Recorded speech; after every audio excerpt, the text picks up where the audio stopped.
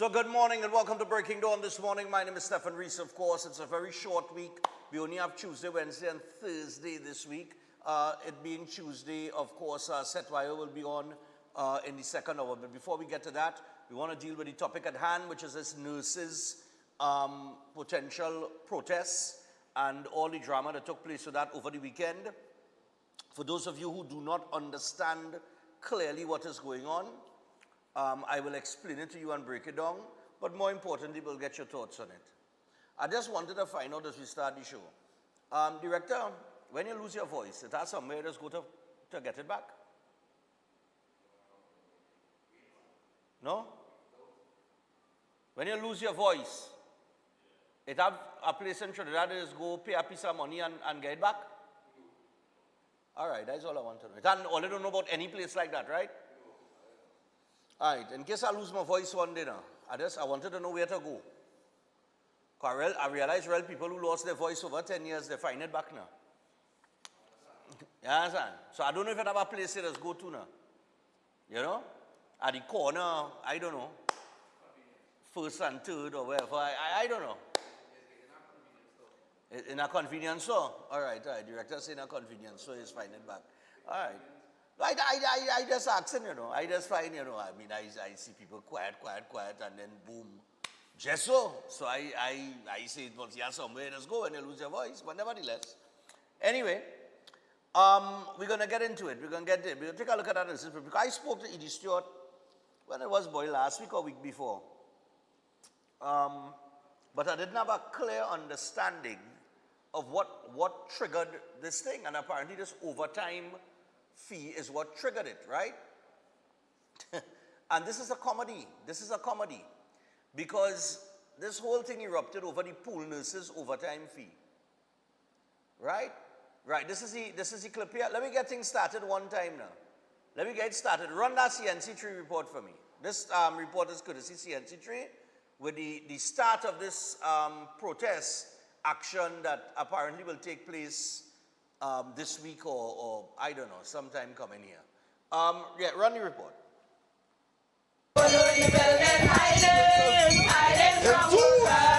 Nurses and healthcare workers took their protest to the Sangre Grande General Hospital, where the president of the National Nurses Association called on government to meet with his members.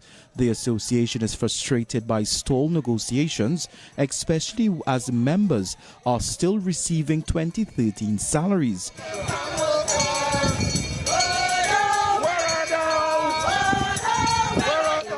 And so today, nurses turned up in large numbers. But things heated up as the TTNNA president lashed out at the chairman of the North Central Regional Health Authority for alleged threats he made. Dr. Gopi Singh, his words, I don't know, I backing up the wrong tree. Dr. Gopi Singh say, while, because the association fighting on behalf of our nursing personnel relentlessly, they would show no sympathy for us. What does he mean? Stewart says he's seeking advice on how best to respond to those threats, but he has this message for the chair. We downloaded the tape where he issued these threats. And since then, we have reported it to TAT. Since then, we have reported it to the police. And we expect the police to do what they have to do. Because we will not tolerate. But furthermore, Dr. Gopi Singh needs to understand, it is not, let me use the words of the former Silver Fox. When you see me and the lion fighting, don't be afraid for nurses, be careful of the lion. But Dr. Gopi Singh has dismissed Stewart's claim as baseless and inflammatory. If the head of the TTRNA, who is seeking to get members to join his union and want to use subversive methods of trying to increase his membership, that's a matter for him. So the head of TTRNA could say anything because he's looking for members, he's looking for a fight. Also commenting on the nurses' concerns is Health Minister Dr. Lakrambodo. He says he's aware of today's protest and their plan for major action in April, but remains confident there is no impasse. TTNNA says it will host a major protest in Port of Spain on April 10th. Otto Carrington, CNC3 News.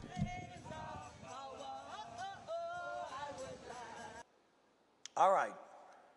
So that is the position there. I want to tell Edie Stewart this morning, who I know well, and I know people will be watching the program, so you can tell him I say so. You're nonsense. I have read what you're saying, and I'm reading what Gopi Singh is saying. So we will get to that, right? We will get to that. We will get to the whole picture, right? But I remember, let me start by saying this. To all nurses across Trinidad and Tobago, I believe that anybody who holds a position in any job, whether it be one of a skill or qualifications through whatever level of education and so on and so forth, should be given or should be paid their deserved wage for the execution of their duty and for their skill set. That is not even a dispute in this situation. Good? So, in terms of nurses getting their salary negotiations dealt with, I have no problem with that. All fix, all mix. Right? But here was the problem. This was triggered, right, by the pool nurses' overtime fee. That is what triggered this, Right. But I have the article here. Good? Nice. Look at right here. You could see it from afar. Look, the nurses are them up here and look, Gopi Singh down here. Right, good. Now, I spoke to Dr. Tim Gopi Singh a couple of weeks ago on this matter on radio, but I didn't have a clear understanding and the connection was kind of poor. So I think I didn't hear clearly at times what he was saying, and I might have missed a few points that he made. But nevertheless, the overtime fee that they're kicking up, that Edie Stewart jump out and kicking up a storm for, right? The overtime fee, that overtime fee to pool nurses, the irregularities raised by Tim Gopi Singh, the chairman of the NCRHA, are not irregularities that Tim Gopi Singh just pulled out of a hat or went into a drawer and pulled out a file, and find, The irregularities was raised or discovered in an audited report. So they said, no, well, we run an investigation and we find these irregularities and we're going to scale down this. It had nothing to do with that. An audited report was done. And in the audited report, there was an irregularity uncovering inconsistencies in the application of the overtime rates at the NCRHA, whereby a uniform rate of $75 was being applied across all categories, in contravention to the CPO's directive. So what was the CPO's directive? The CPO's directive was $60 should be the overtime fee, with the exception of some services, right? Now, some senior person, as the report goes on, applied it across the board to all categories. And that was part one of the irregularities, was that $60 was supposed to be the overtime fee, but $75 was to be applied to about 3 or 4 categories of nursing. But it was paying $75 across the board. That is one irregularity. The next irregularity is that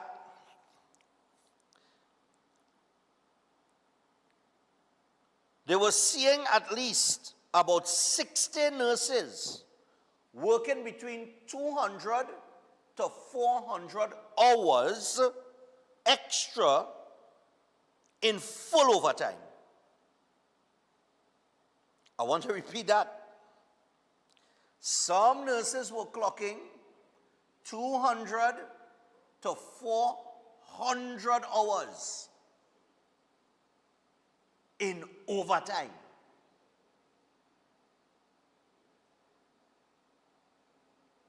I want you to work that out, 200 to 400 hours, and see how many days we're talking about here. Right? In overtime, right? And because of that,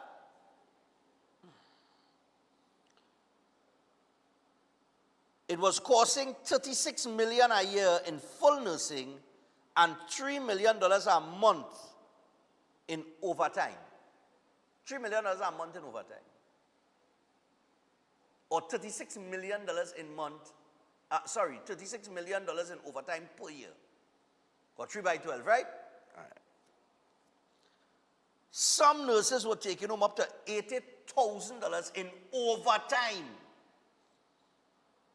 Right? These were the irregularities raised not by Tim Gopi Singh going in a drawer and pulling a file, not by something falling from the sky. Right? Not by a magician coming and pulling a rabbit out of a hat.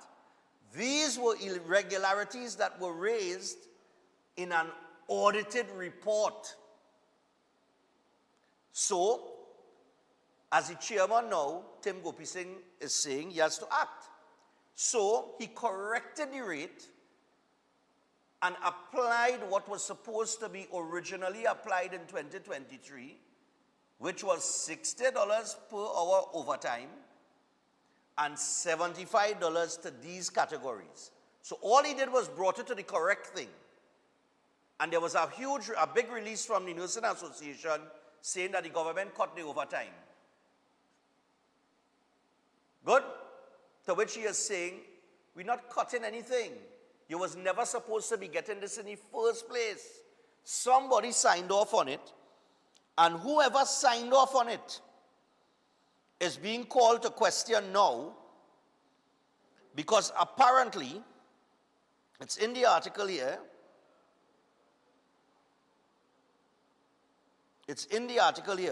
the person who signed off on that apparently did not notify the then board or anybody. They just sign off on it and apply that. And they are being called into question now. Good?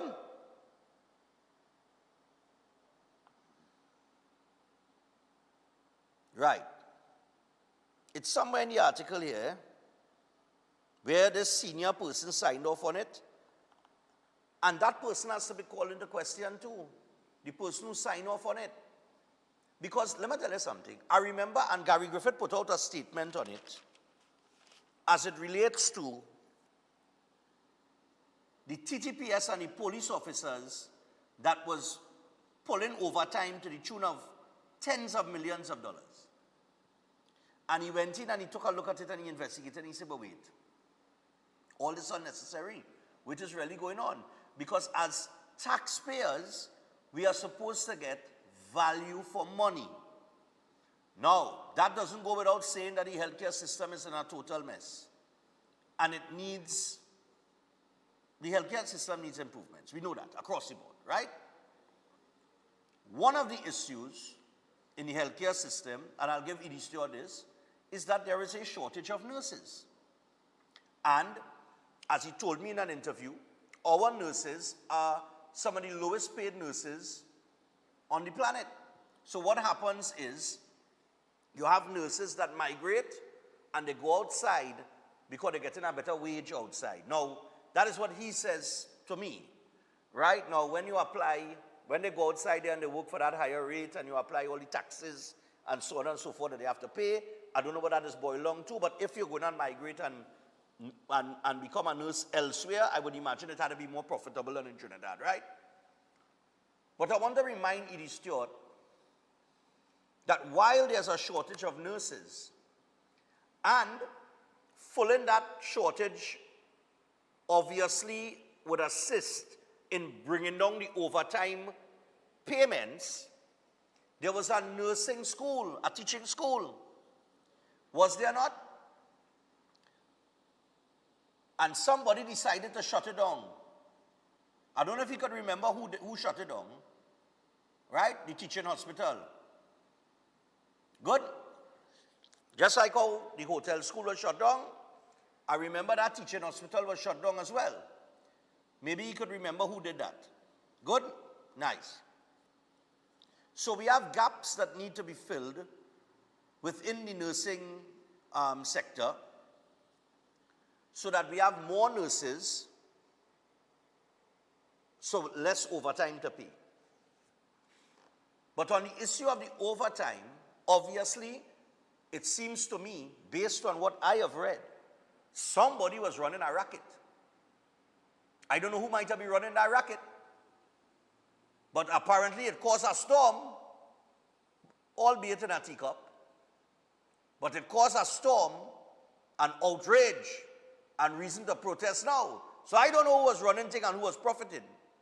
But this is no different to CPEP and URP and other government organizations where bubbles take place.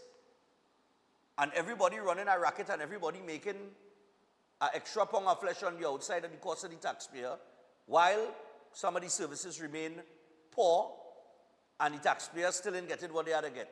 You can't get nothing on a timely manner. You have to go into our office, you have to wait for hours, you have to take a whole day, etc., etc., etc. We know the pain. Good? So, in other words, nothing improves. Right? Somebody running a racket, it costing taxpayers more money, but nothing improves. Right? And we could point to many different offices that these things happen. Good. So that's on the overtime there. And I don't think there's any argument on the actions of the NCRHA in terms of dealing with that overtime issue through the findings of our audited report. Good? Nice. So now we're moving on to salary negotiations. Yes. And I want to remind him that he said in that video, and he said to me in an interview, that nurses are working on 2013 salaries. Which means somebody had to negotiate for them to be paid 2013 rates, right? Leave that right there. Don't move that at all. Because the reason why they're on 2013 salaries have nothing to do with that guy there. Because remember, his offer was 0, 0, 0. He said, this will be the state's offer on the negotiation table as it relates to the public service. 0, 0, 0. All remember that headline? Right. Now, put up the list of demands that the nurses have before I get to the 2013 salary negotiations. List of demands by protesting nurses. Recognition of nursing as a profession. Fine. Salary adjustments. Fine. End to pool exploitation. Well, I don't know what exploitation we're talking about. If nurses were reported working over 200 to 400 hours and some were taking home $80,000 in overtime. I don't know what exploitation that is. If it's the burden on the pool nurses in terms of their resources and them having to work so much hours, fine, no problem. But it appears that they were being compensated for it, right? But anyway, we leave that alone because I just explained that. Full compensation for outstanding pool payments. So you want full compensation for these pool payments that were incorrect to start with. So you want back your $75 that you was getting, although you wasn't supposed to be getting 75 for certain categories. You're saying that you want that. All right, no problem. Hold on. Safe working environments, not a problem, right? I think they deserve that. Implementation of safe nurse to patient ratio, I have no problem with that. Go for it. Respect, dignity, and equal treatment, and job security. Now, on the respect, dignity, and equal treatment,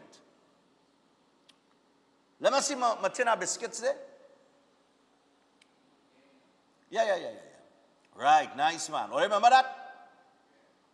Tin of biscuit. Well, one of the tin of all kind of thing in the tray, you could use it after as, as a sewing kit. But nevertheless, right? Edie, you remember when the Alsing hand all the nurses, not even that big pan of biscuit there, It was a little mini one, about this size. Remember when he hand all of that, and then they clap. They ain't get all no money, But to show appreciation for the extra hours and the hard work that the nurses put in the pandemic, they clap. You remember that? One of them stand up so, clapping like a seal. Right?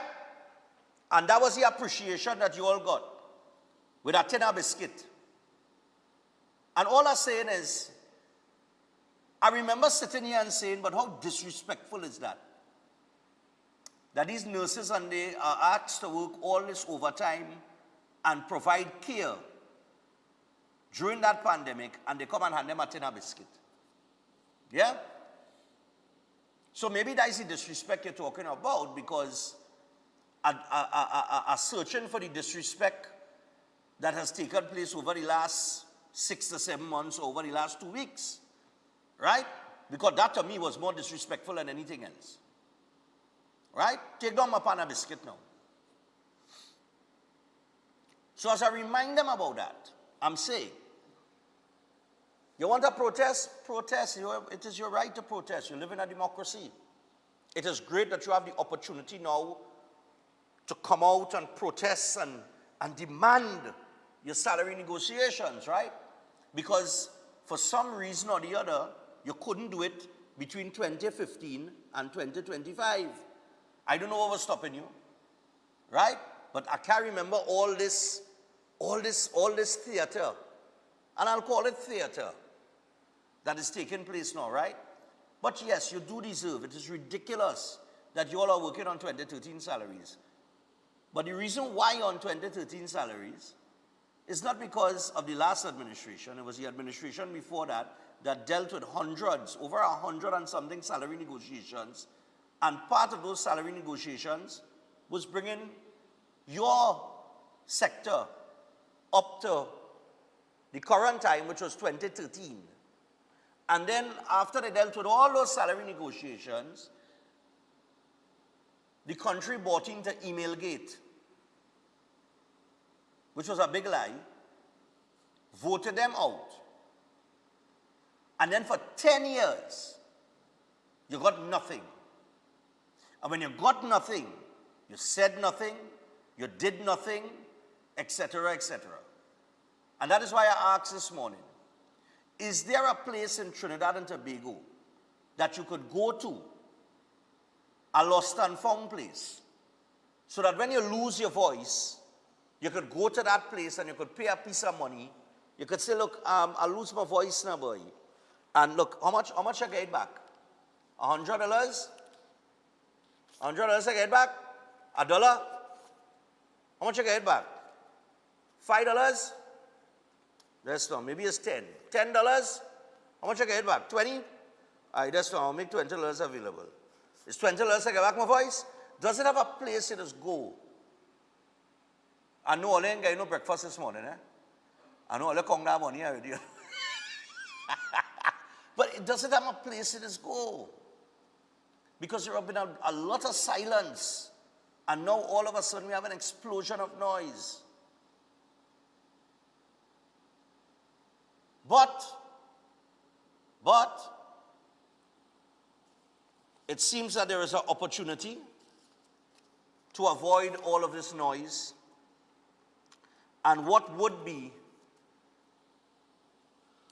a disappointing move on the nurses' behalf, because let me tell you something, let me tell you why I come out here this morning.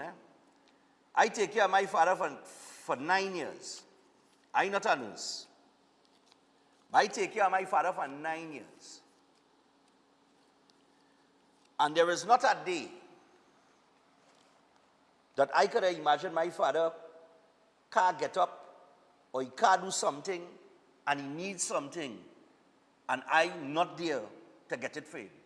And I just drawing the line with the responsibility of a nurse to their patient.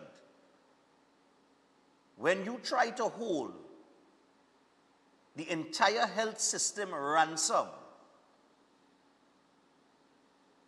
something really had to be terribly wrong with you. Because I don't think at any point in time, anybody in that profession of care for sick people should utilize holding them ransom because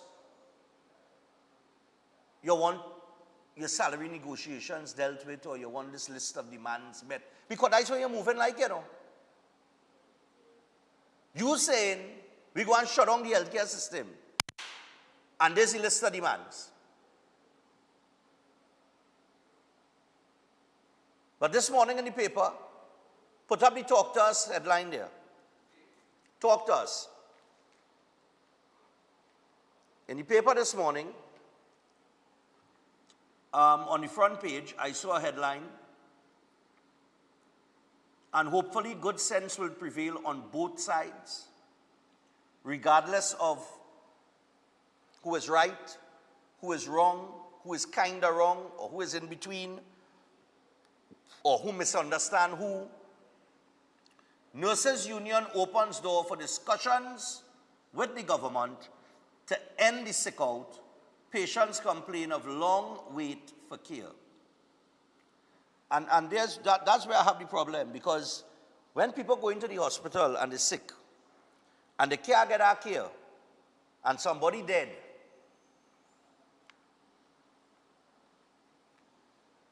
what we going to say? Or what is the position of the Nurses Association in the event that happens? Well, if the government had given us our money, that person would not die. Is that where we want to take that? Is that where we want to reach? Is that where we want to reach? Because for 10 years, no negotiations, eh? You get 0, 0, 0. You didn't accept nothing.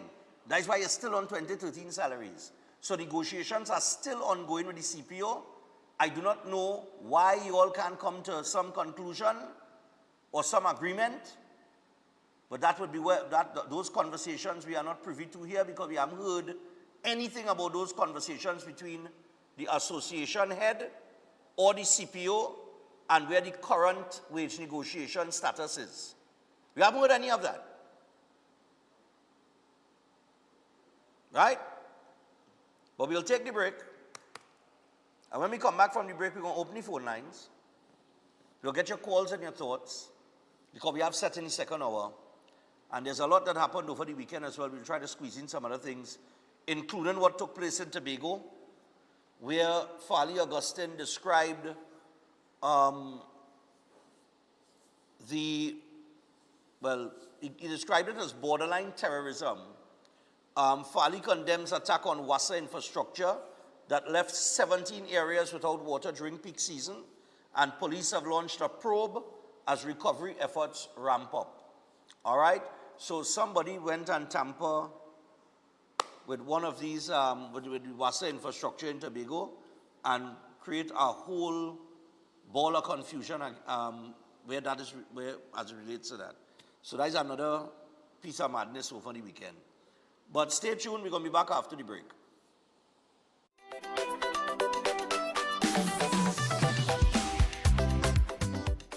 Let the rhythm inspire you at the St. Lucia Jazz and Arts Festival 2026. Pure Jazz. Tuesday, May 5th, Grammy-winning Esperanza Spalding. Then on Thursday, May 7th, Branford Marcellus Quartet. May 6th, Kingdom Night. Gospel powerhouse Ty Tribbett. Ada AE. Then feel the rhythm at Caribbean Fusion. Friday, May 8th, featuring the original Wailers with Al Anderson. Skip Marley has the band. Imran Nerdy, Dexter Daps. World Beats. Saturday, May 9th, Afrobeat sensation Thames. Princess Lover, X-Man, Lou City, October 4, and Ella May. The ultimate celebration, Sunday, May 10th, featuring the legendary Billy Ocean. Beverly Knight, Mervyn Wilkinson, R&B icons Brandy and Monica. Online tickets available at stluciajazzandartsfestival.com. Ostomy care is a unique and intimate condition that can seem challenging for individuals afflicted by it. At Better Life Ostomy Care, they understand and offer a wide range of products and services that will allow ostomates to lead a better life. From colostomy and urostomy pouches, paste and powders, antibacterial wipes, Brava strips, deodorants, gloves, gauze, bed liners, and much, much more. They also have RN care available for ostomy home care with affordable starter packages. No need to look for nurse or supply, everything is just a phone call away. Better Life Ostomy Care is located at number 4 Mosque Street, Caroni. You can call them at 308-6709 or 472-5878 or visit their website at www.betterlifeostomycareTT.com to find out more about their offerings. You can also write to them at betterlifeostomycareTT@gmail.com or find them on Facebook. Better Life Ostomy Care, servicing ostomates with a better quality of life. Earlier, you see this Lord Kitchener legacy? Get your tickets now. On Saturday, April 18th, which is the 104th birthday of Lord Kitchener, come be a part of the Lord Kitchener legacy at Napa. A musical extravaganza celebrating the works of his grand master with proteges like Chuck Gordon, Terry Lyons, Gypsy, Pink Panther, Anselm Douglas, Young Breda, College Boy Jesse, and a chip off the old block himself, Colonel Roberts. Special guest appearances by the Lydian Singers and Super Podman Dane Gulston. Backing band, the renowned Vince Rivers and the Soca Unit. MC Alan the Entertainer. One show only. Saturday, April 18th. Napa. Showtime 6 p.m. Tickets $300 and $250 with a limited amount of early bird tickets now on sale at $15 less. When it done, it done. Available at islandetickets.com. Crosby's, GAC Electrical, opposite Starlight, Diego Martin Main Road, Jumbo Foods Barataria, All Kenny Sports, Western Union, Tuna Puna, All Extra Foods, Supermarket, Anthony's by the Park, Palini Drugs, San Fernando. For more info, call 491-1802. The Lord Kitchener's Legacy. Josie, I didn't warn you. Lent is here, and the castle is making fasting easy and tasty. With a fresh catch, seasoned local style, and cooked to golden perfection. Try the fish meal, the fish combo, the fish sandwich combo. Want more fish? Well, the Royal Fish Meal is for you. Or maybe you just want our famous fish sandwich. The delicious Lenten specials are hot and waiting for you at your nearest Royal Castle. Jocelyn Otura Meje Awo Oshura presents the annual Organ Festival 2026, Sunday 12th April from 3 p.m. sharp at number 22 Church Street, Matarita, Arima. For more information, call 388-4606 or 464-9258. The annual Organ Festival 2026 is on.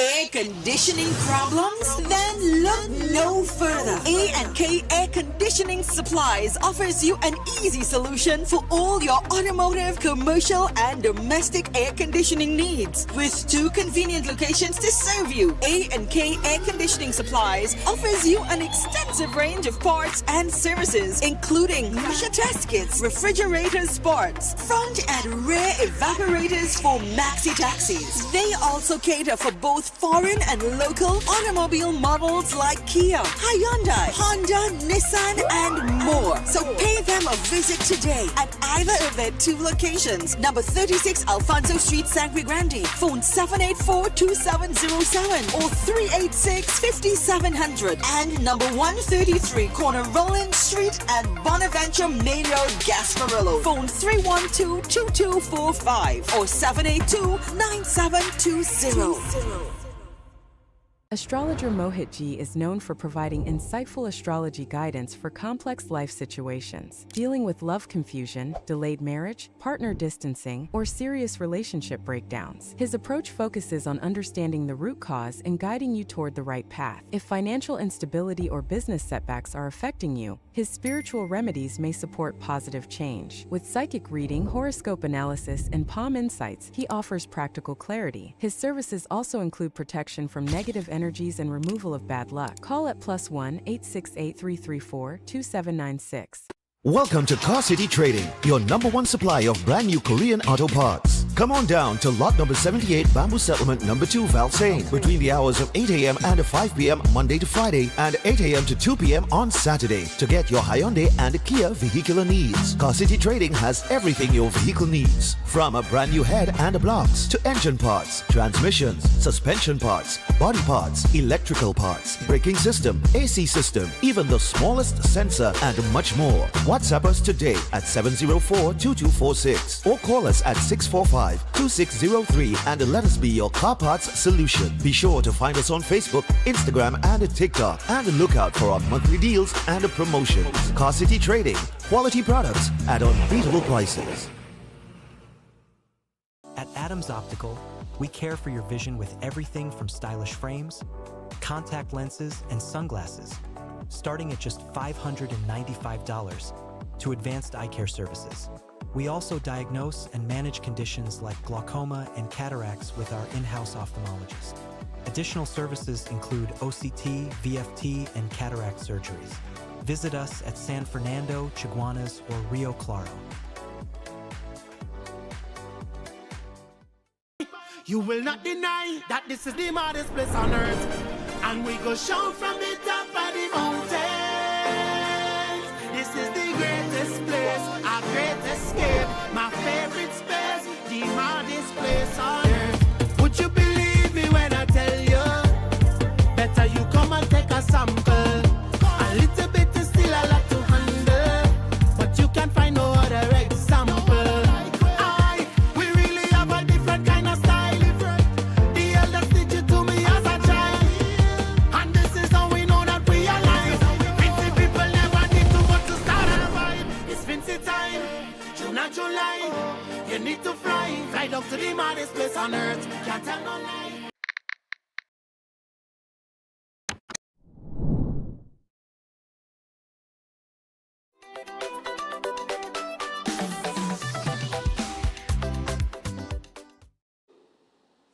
All right, so we're back. Now, as we return, I want to get straight to the phone lines because the breaks are excessively long. So 327-7400. Somebody's telling me here, Stefan, this kind of racket is going a lot in another state agency, right? Like, I stay home today, you get overtime.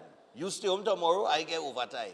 And so there's be going like a boy, I ain't able. Morning, I don't know I don't know. Morning. I don't know if that's the case with the pool nurses. Morning. I think it's a genuine thing of staff shortage, and overtime cannot be avoided. But the rate has to be clear. Morning. Right. Stefan, morning.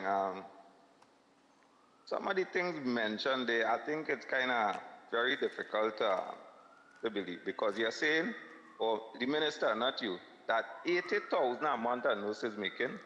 I work in the healthcare system, and I would like to see that document, because you are saying technically a nurse will have to work for at least 20,000 a week. Mm-hmm. That is overtime alone, eh? No, but this is what according I'm saying. According to what he's saying. Exactly. So, but what I'm saying again, I don't think that is overall the nurses. Probably there is some kind of discrepancy there, and it probably needs to be investigated. That's how I call it. He's saying say, over a 3-month period, 80,000 overtime over a 3-month period. Oh, okay, because I heard a month, so that's why I find that was very difficult to understand. So over 3 months, so okay. Over a 3-month period. Yeah, but that's still, even if you break that down. Fine. That is still over $25,000 in overtime a month, you know. Okay, but it is a discrepancy probably among 1 or 2 nurses, as you say, probably where the racket or wherever is being conducted. So you cannot put it across the board that the nurses are making that. Right, yeah, right. Right. One of the other issues is that the nurses got a cut in salary technically when they raised the NIS. Right, yeah, NIS rates went up, yeah, by 5%. Right. So they actually, in the health, I could tell you, right? So that was almost $300 less. A nurse is receiving now. Okay. Right. We're dealing with that. So technically they got a cut. Okay. Fair enough. Right. Yeah. We have to understand as it relates to the raising of salaries and the negotiation. Right. Remember, the government was warned what was going to happen. If one category of government service salaries were raised, you're going to have a rippling effect. Right. Other people are going to want it. So that will account for where the nurses weren't making noise in 2013. Because remember, the previous government sold it to the nation that they don't have no money. They were kind of buying it.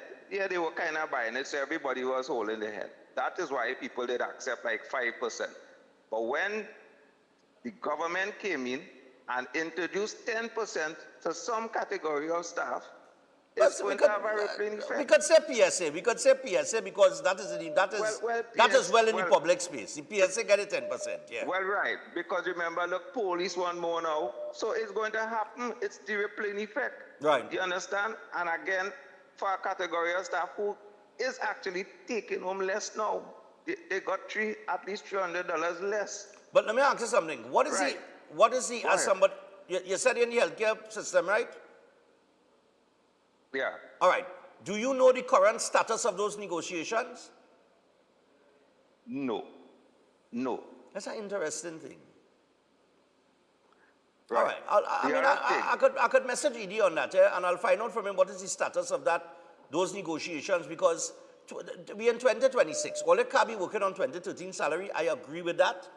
I agree that the wage negotiations need to be finalized. Some agreement has to be made to bring your salaries up to date. But I know it's a lot of crunching of numbers because we're talking 13 years of back pay too. Right. So let's deal with the health system as it is now. Yeah. Because of what they did as it relates to the pool money now, right? We don't have the pool nurses coming out to supplement the wards. So the pressure is being exerted on some of the nurses who's working there. So they now decide to stay now. So it's not really because like they're protesting. If they're not protesting, outside of the protesting that they're going to have the problem right now because there are no pool nurses now to supplement the shortage. The shortage, right. Right, because they're not working no extra. So that is why the hospital is going to be like this. If they don't have a protest today and you go to the hospital, you're going to see the system same way as if you have a protest. Because what happened, nobody's going to work overtime now. Overtime. Because you don't have the pool nurses now to supplement the short staff. Okay. The short staff of nurses have been going on for years. All right. Years. It's not that they don't have the nurses trained. They have. You could have people calling from COSTAT. Every year there are people being graduated from COSTAT, from CUC, University of the Caribbean in Santa but Cruz. where are they going? Where are they going? They're not being hired. Huh? They're not being hired. Because the government don't have the money to hire the nurses. That is what's been told to them. All right, they don't have the money to absorb them into the system. Exactly. So it's not that they don't have the trained nurses. They have nurses. Every year, nurses have been graduated from COSTAT. So it's not just one thing. It's a lot of things that trigger this. It's a lot of, I know it's a lot of things because I spoke to Edie on it. I know it's a lot of things. It's the domino effect of life. One thing affects another, affects another, affects another, and then you reach a boiling point and bam, you explode. And I understand all of that. Well, I seen in the paper this morning, they are saying, look, let me talk. I think that's the best, I think that's a good start, is to get to the table and reach some level of understanding to move forward. But they got to get something done for the nurses. I agree with that, full 100%. Right? Cool. But before they reach to that, they have to sort out that the short staff and how they're dealing with the absence of the pool nurses are absorbing the short staff that they have now. That is the problem right now. That is bigger than the negotiation. All right, no problem. I agreed. I agree with that. Yeah, man. I think that's an excellent point that you just made there. You see, that's the shortage. I talked to Edie last week, and Edie tell me, he say, the nurses are the lowest paid, right? Our nurses. So a lot of them migrate because they're working for more money outside, right? So why work for patterns here? So we losing a lot of our skilled workers in certain sectors based on these things, right? Morning, and that's something that the government has to come up with a solution for that very quickly. Morning.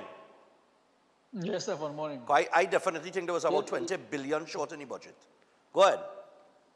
Yeah, it is that way. If it's one thing, the government do make joke when it comes to the money. Yeah? The reason why I say that is I have a partner working in our next government service, and he was overpaid our allowance for a period of time. And you know when back pay reach, they take back all our money? No, they don't make joke with that, you know. No, my thing too is... They're just quick to... Government services, hold on, Government services is quick to take back from you, but they could owe you for a length of time. Right, so what's it? But you can't owe them, but they could owe you. That's government for you. Go ahead. So the person who signed off on these nurses getting the extra money that they wasn't supposed to get. All is well and good, but if the government decides to take it back, they can't vex. But even though it's not their fault, even though it wasn't their fault, but it was the person who signed off to give certain categories of nurses money they wasn't supposed to get. The government have all rights to take it back. Yeah, I'm looking for the part, I'm looking to see the rank of the person, All right. And I think somebody put up a thing on Facebook, I don't know what it is, they say it's only a select few nurses was getting all that sort of overtime, you know. A few what? A select few, they put 100 names they put up, I will not add they put up, but they put up the amount, 100 nurses, who were the ones that capitalizing on the extra on the overtime system. Yeah, so my thing about it is, I mean, not everybody willing to work overtime because some people have family commitments, but then it have other people who might want to work overtime, but they realize they're not getting it because somebody else's friend getting it, and that person making more money than them. So, you know, that could cause a little rift within the nursing community too. Yeah, okay. Right, yeah, man. Look, let me just clarify this here very quickly. Hello, morning. I'll see if I could read that part of the article for you. Hello, good morning. Yeah.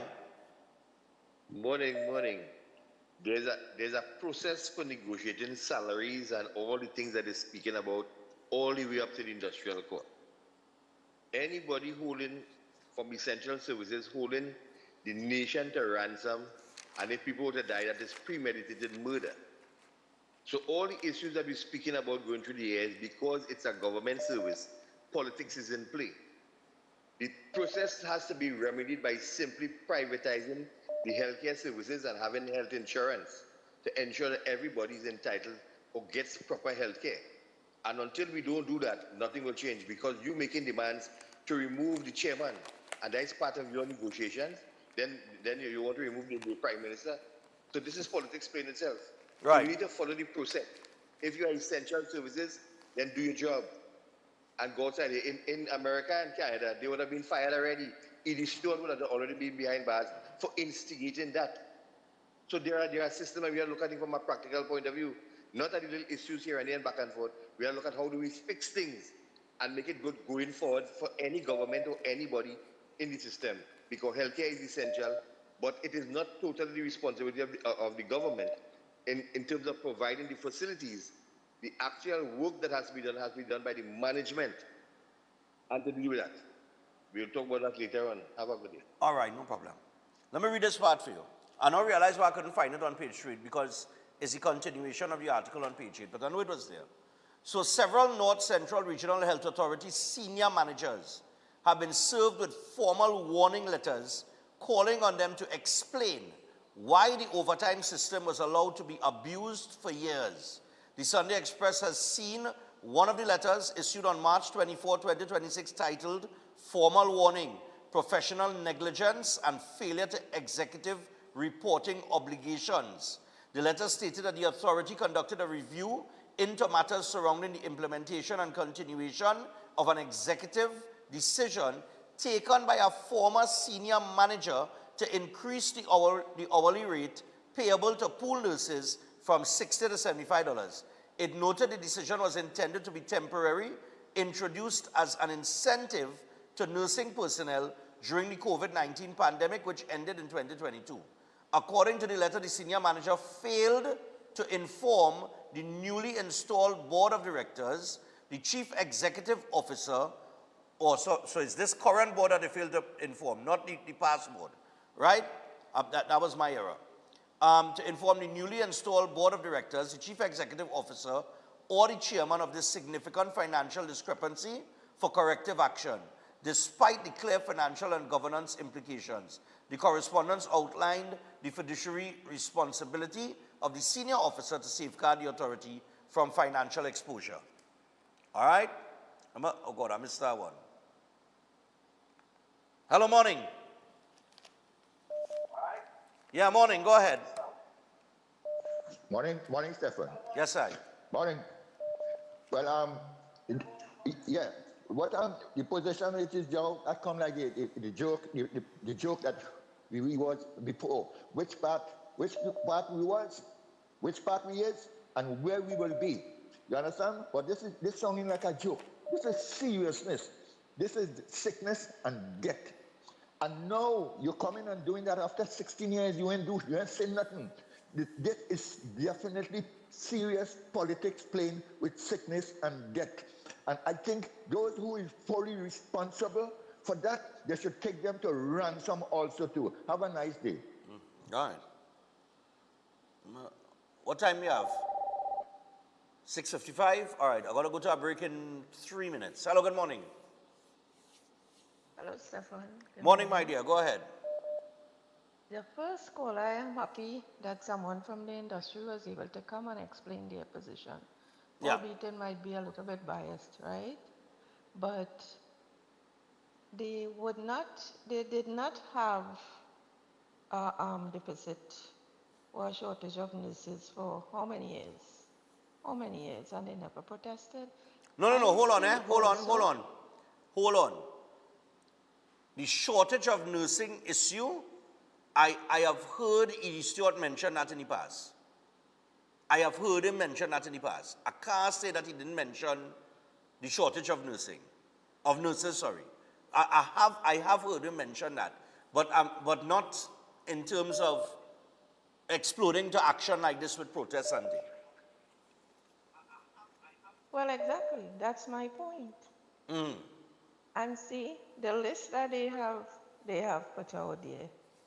Yes. I think it's frivolous. It's repetitive. You know, there's a couple of it that it makes no sense. You know. Now, when they were getting this extra overtime, why did no one question it? Of course they wouldn't, right? And now it has to be questioned as one caller said. If they are asked to return those that they were paid or probably work for the future and stuff, do you think they will appreciate that? They wouldn't. So we have to give this hope. Have you ever been in any time recently or heard from someone going to the hospital and healthcare has changed? You know, every year, every month, I myself visiting a patient, see with my very own eyes food stuff, cleaning stuff, leaving the area, Stefan, by a private entity. How much could I do? You know, this is the whole thing. I hope, and this overtime, it seems as though they are working more overtime than is in one day or 1 week. You understand? It doesn't add up. So thanks. I don't want to dwell on it too much and say they are not entitled because they do they do provide a service, but all's well that ends well. Next step, let's look into licensing. All right. Yep. Thank you. No problem. All right, so we got to go to the break. When I come back from the break, we'll come back to the phone lines on this, get your thoughts on it, because if they do not, and I'm saying to the government, I'm saying to Dr. Tim, if the door is opened for some dialogue to take place, I think that is the best option for both parties, because the last thing we want to do is hold sick people to ransom. I will never agree with that. So if the association is saying, look, the door is open for communication at this point currently, because I think it's on the 10th of April they're planning this protest action. But if they are saying, look, let me come to the table, let me talk, let me discuss, let us chart a way forward. All right, let us come to some understanding. Now, both parties have to understand each other's position. And at this point in time, it is the position of the Nursing Association that they should be getting $75 per hour across the board. And it is the position of the NCRHA that this is not in accordance with the CPO's orders. The CPO said $60 an hour, except for these categories, which will get $75 an hour, right? So they have to come, they have to come to some sort of conclusion. If they want, I don't know if that is something that could be negotiated in their salary wage negotiations. That and all, we need to find out what is the status of that. Make that public too, while everything else out in the public. Let us hear the status, how much all they're calling for, how much is CPO willing to offer at this point. The Minister of Finance, of course, has to run the numbers, and then he has to take into consideration back pay and maybe some other incentives that could be, negotiated, things like that. So I do not know the status of that negotiation, I can't tell you, but make that public too. You understand? Let me find out what's the status of those wage negotiations. But I think if the door is open for dialogue, let the dialogue proceed and let the people and them go back to work. All right? But the intention has to be to resolve the matter and to bring the nurses' salaries and their benefits and whatever up to the time. All right? The last administration, we won't go back there and cast blame because I'm fed up, really and truly. It has always been the history in this country that that one administration has fixed the other one's ills. So they had 10 years and they didn't see about any negotiations. And when they did come, they want to offer people 4%. Very disrespectful. 4% a tin of biscuit and a clap. Right? We can't agree with that. It is your job now, as being elected to office, to manage these situations, to find the solution. Right? For the betterment of everybody in Trinidad and Tobago. And yes, these things will continue to happen, I would expect, until several negotiations are are done and dusted. But nevertheless, you know, and I think the first caller made a good point. From the time you set the precedent with the PSA, you open the door now for everybody to say, I want mine now. You understand? Not that the PSA did not deserve their 10%. What I'm saying is, they hold their corner, they hold out, they negotiated with the incoming government, the new government, they got their 10%, well played. But from the time you set that precedent, and I had to agree with the first caller, I think there is a domino effect now where everybody wants theirs now. The only thing I cannot see happening is in the position of the police and them. And I tell Pitt that, you know. I tell Pitt that you take 4%. They can't, you have to come now in your new negotiations and say, look, and demand 8 or 9% to balance it off. But you can't, and you still wouldn't balance it off because the back pay and whatever. But you cannot negotiate for 4%, accept it, and then expect to get 10, because our next union get 10, right? And he was basing that on certain circumstances, but as it relates to Duke when he was head of the PSA and what he had done and things of that nature, but it apparently it was done a different way with Duke, so the rule doesn't apply in this situation here.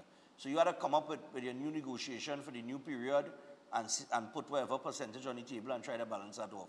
But once you collect that 4%, you can't renegotiate that. The nurses, however, they have not accepted anything. They're on 2013 salaries still, and the door for negotiating is open, and let's see what happens, okay? In the meantime, we're going to take the break. When we come back from the break, we will get back to the phone line. Stay tuned.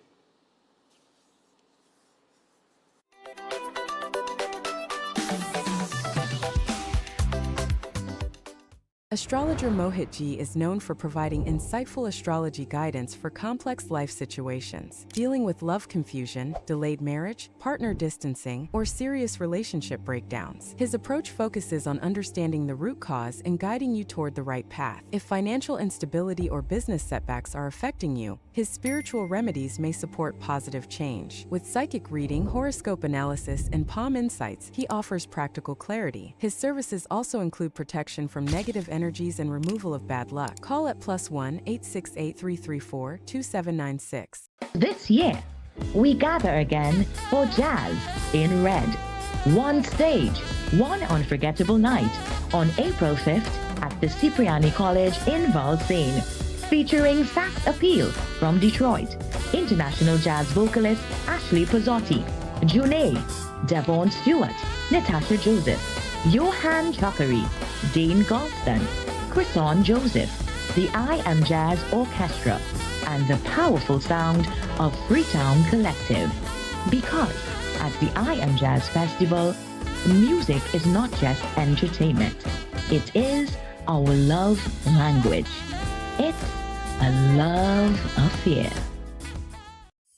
Ostomy care is a unique and intimate condition that can seem challenging for individuals afflicted by it. At Better Life Ostomy Care, they understand and offer a wide range of products and services that will allow ostomates to lead a better life. From colostomy and urostomy pouches, paste and powders, antibacterial wipes, Brava strips, deodorants, gloves, gauze, bed liners, and much, much more. They also have RN care available for ostomy home care with affordable starter packages. No need to look for nurse or supply, everything is just a phone call away. Better Life Ostomy Care is located at number 4 Mosque Street, Caroni. You can call them at 308-6709 or 472-5878 or visit their website at www.betterlifeostomycareTT.com to find out more about their offerings. You can also write to them at betterlifeostomycareTT@gmail.com or find them on Facebook. Better Life Ostomy Care, servicing ostomates with a better quality of life. Ijosin, Otura, Meje, Awo, Oshun. presents the annual Organ Festival 2026, Sunday 12th April from 3 p.m. sharp at number 22 Church Street, Matarita, Arima. For more information, call 388-4606 or 464-9258. The annual Organ Festival 2026 is on.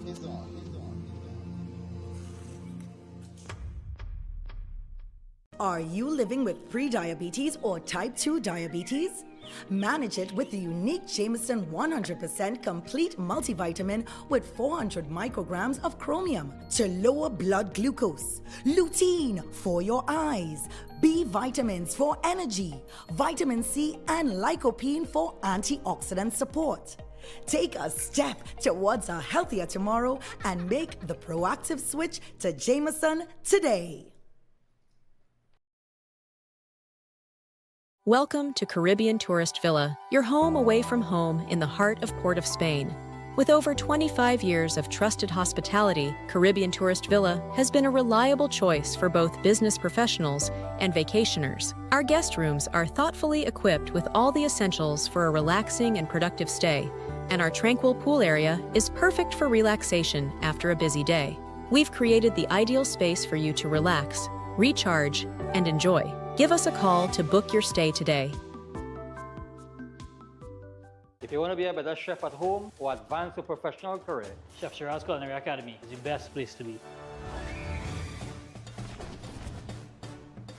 Some of the courses that we offer here at the Academy: Creative National Cuisine 1 and 2, Baking and Pastry 1 and 2, Kids Summer Cooking Classes, one-day classes at the workshop. We have Asian cooking classes and certificate in culinary arts, food lovers and professionals. Start your culinary journey today with us at the Chef Shiraz Culinary Academy.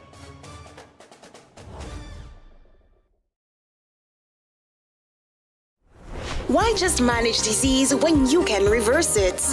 At Setwaya's Holistic Health Clinic, we don't just mask symptoms, we focus on reversing illness naturally. Imagine freedom from medications and the cycle of dependence. Our approach dives deep into uncovering root causes without herbs, tonics, or medications. From diabetes and heart disease to mental health, obesity, and more, our personalized care is transforming lives. Ready to begin? Book your consultation today, either in our San Fernando office or online. Call or WhatsApp 279-3935 or 761-1952. Your health journey starts now at Setwayo's Holistic Health Clinic, where transformation is within reach. Eden Heights Clinic is one of the most advanced state-of-the-art alternative clinics in the Caribbean. They offer a dynamic combination of life-changing treatments, including prolozone therapy, live blood analysis, halotherapy, limb bagging, nutritional programs, colon hydrotherapy, weight loss programs, oxygen baths, and more. Their professional doctors, Drs. Carlos Navarro, Bronwyn Navarro, and Brian Thompson, provide consultation services in areas of diabetes detox programs, arthritis, sports injuries, heart disease, high blood pressure, persons suffering with knee, shoulder, and back pain. At Eden Heights Clinic, they understand that your health is your wealth. Get in touch with them to determine which service is the right choice for you.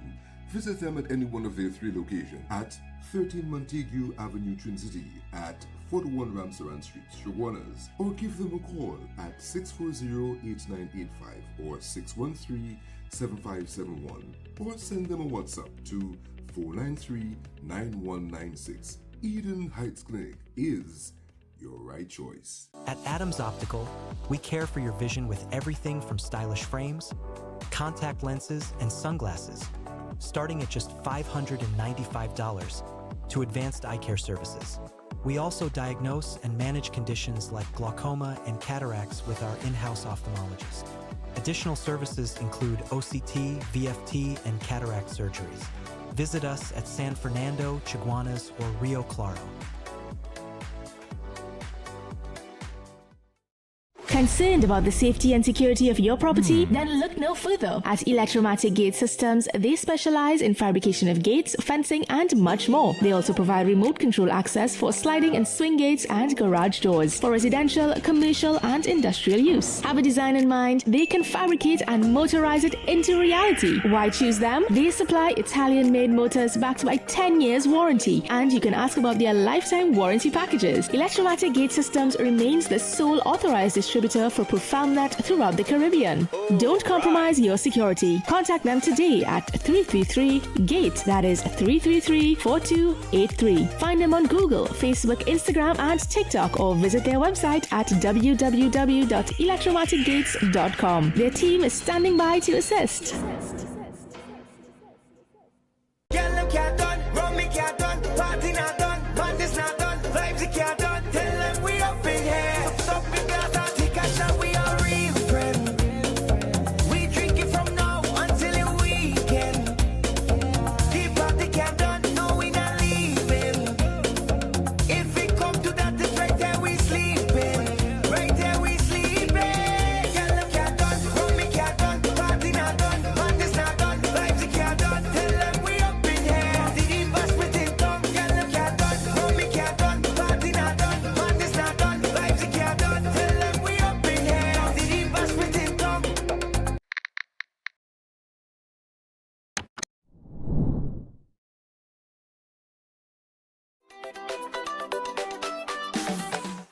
All right, people, so we're back on Breaking Dawn with just about 13 minutes past the hour of 7 o'clock this morning.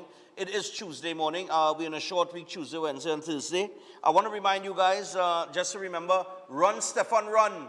Wait is all you're waiting on. You ain't registered yet? We only have a little over 200 spaces left there. Right? We have over 700 registrations so far. We are about 3 weeks away, or coming up on a little over, maybe about 4 weeks away. 3 to 4 weeks away, but I only have about 200 more spaces available. So I'm telling you all, it's either you register online at trinbagoevents.com, you go up online. Now the difference between the online and the sports and games is that when you go online to register, you will pay with your debit card or your credit card. If you are going to sports and games, you will pay cash. So you go with your $200, you tell them you come to register for Run, Stefan Run, you get your promo code, but you still have to go to the site, trinbagoevents.com, but your payment is the promo code. All right? So like some people don't understand it clearly, although we did this last year. So you go to sports and games, the instructions is on the card. Just follow the instructions. We've made it easy. A kindergarten child could understand the instructions. That's how easy we've made it, all right? So let's go to sports and games nationwide. We're talking Eastgate Small, that's the newly open one. Trin City,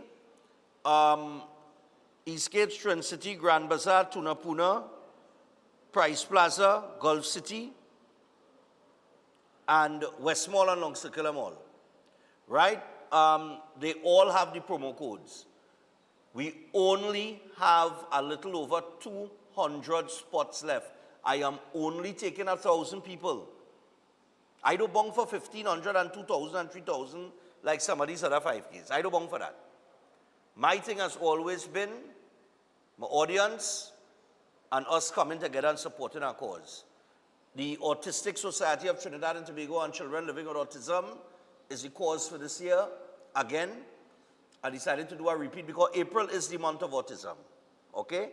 I think on the 2nd of April is World Autism Day, if I'm not mistaken. And I may have 2 representatives coming on Thursday just to chat about it and give you guys a little idea of what it's like to be a parent living with, a parent with a child with autism. So yeah, April 2nd is World Autism Awareness Day. All right, and on the 26th, we will come out. Now I'm telling all you, on the 26th of April, when you come out to the run, walk with a little cash, because we are inviting the Autistic Society of Trinidad and Tobago. They have the little t-shirts and thing on sale. I want all of them to come out and support that. So buy a t-shirt, support the cause, right? There's a little extra money in their coffers, in addition to what I will give them, to assist them with, things that they need. So come out and support, all right? I beg in all you. Go, all of them make me beg now. Go and get yourself registered. There's only 200 spaces or a little over 200 spaces available. All right? Do not stick. We're going to have a terrific morning on the 26th of April. You all know how the thing does go. All right? And collection will be at Synergy TV just like last year. You come down to Synergy TV right in the back.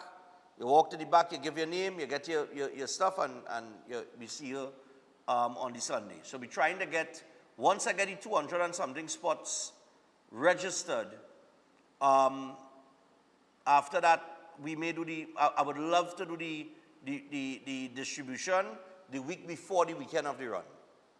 Right? So, as fast as we get that, we start to distribute early this year. All right? Nice, man. You can call, oh yes, if you need more information on Run Stefan Run, you could call 345-3380 or 482-5531. And let me just mention this. So far we have confirmed, right. I just want to acknowledge some of the sponsors. We have some prizes still up for sponsorship, for those of you who might be interested in sponsoring our prize.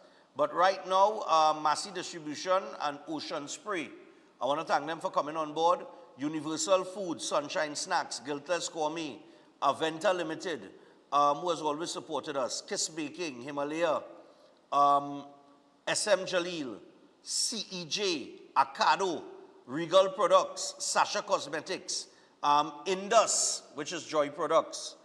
Good morning to the fine folks at Indus. Cascadia Hotel. A lucky person will win a weekend at the Cascadia Hotel. We just finalizing on if meals are included. All right? We also have Movie Tong, who's also on board with us. And some of the prize sponsors. Oh yes, we also have Verbal Medical Supplies and AVP Medical Center. They are on board, as well as Sun Plaza, who we just confirming with this week. And prizes so far that are sponsored, we have Blazers will sponsor the first place prize, male and female. We have JJ Millington, who has sponsored the second place prize, female. We also have Forensic and Financial Accounting Services. They have also sponsored, they have sponsored the second prize, male and female. And JJ Millington has sponsored the third place prize. Yes. And then we have Beyond Petroleum, who also sponsored a third place prize. So one is male, one is female. Then we have Jagasa Auto and General Services. I will see you all this weekend. Right? They are sponsoring a prize. Palm Furniture and Appliance Store. They are sponsoring a prize as well. And we also have Digimaniacs, who is responsible for the artwork and the whole look of Run Stefan Run this year. I want to thank the fine folks at Digimaniacs for everything that they've done. Peter, thank you so much. They designed the flyer, the t-shirt, the medal, everything. All right? And I'm working on something else that they got to get going for me as well. So we have some others that we're confirming this week. I go leave. I ain't say nothing. Let me just leave it. I'm waiting to confirm it.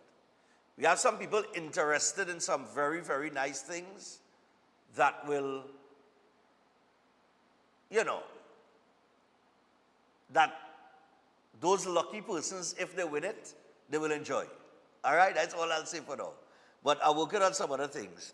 So, yeah. All right. So,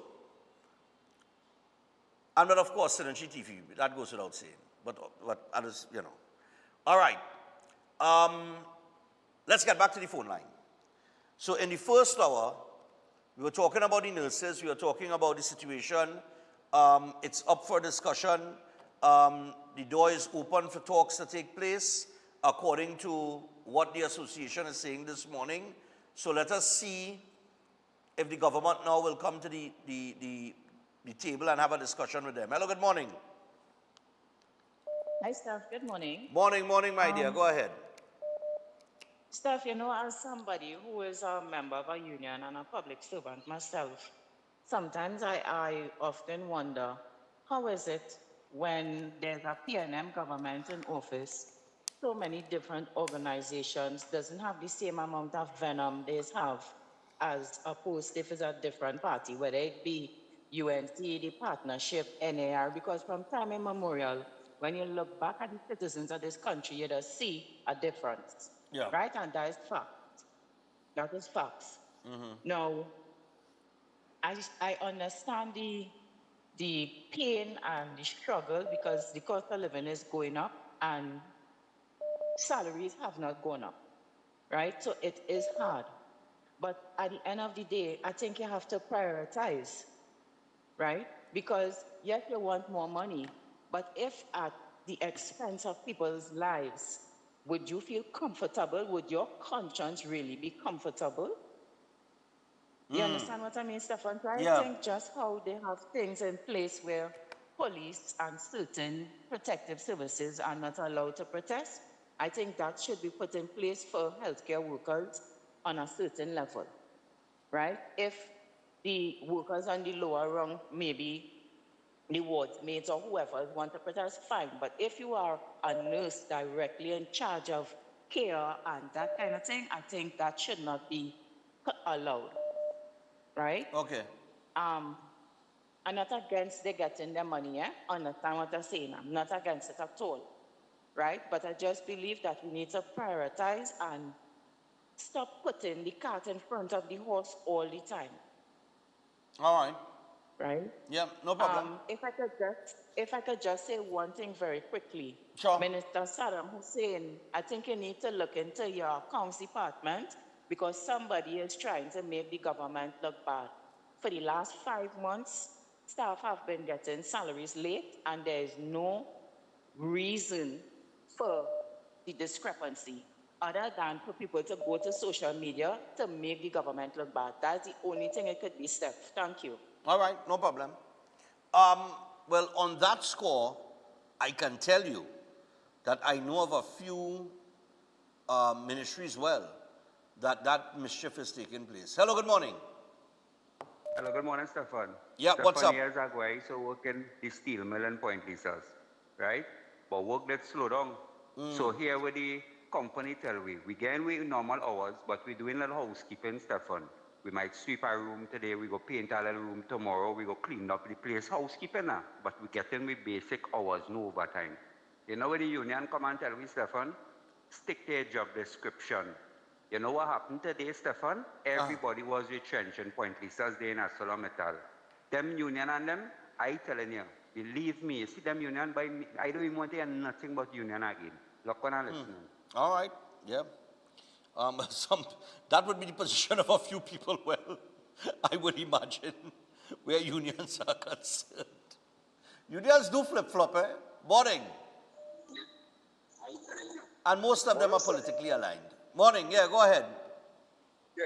Stefan, on the nurses front there, yes, when they get a little thin biscuit, one of the smallest biscuit I ever see after COVID, how he didn't have no protest about that, boy?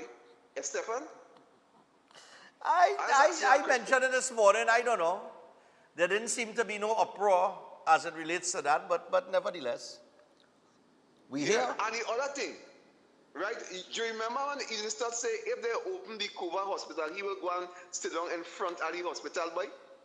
You can't remember when he said that? Well, he is against opening it, saying that there are no... Yes, he said because... No, he's no against... Nurses, he said.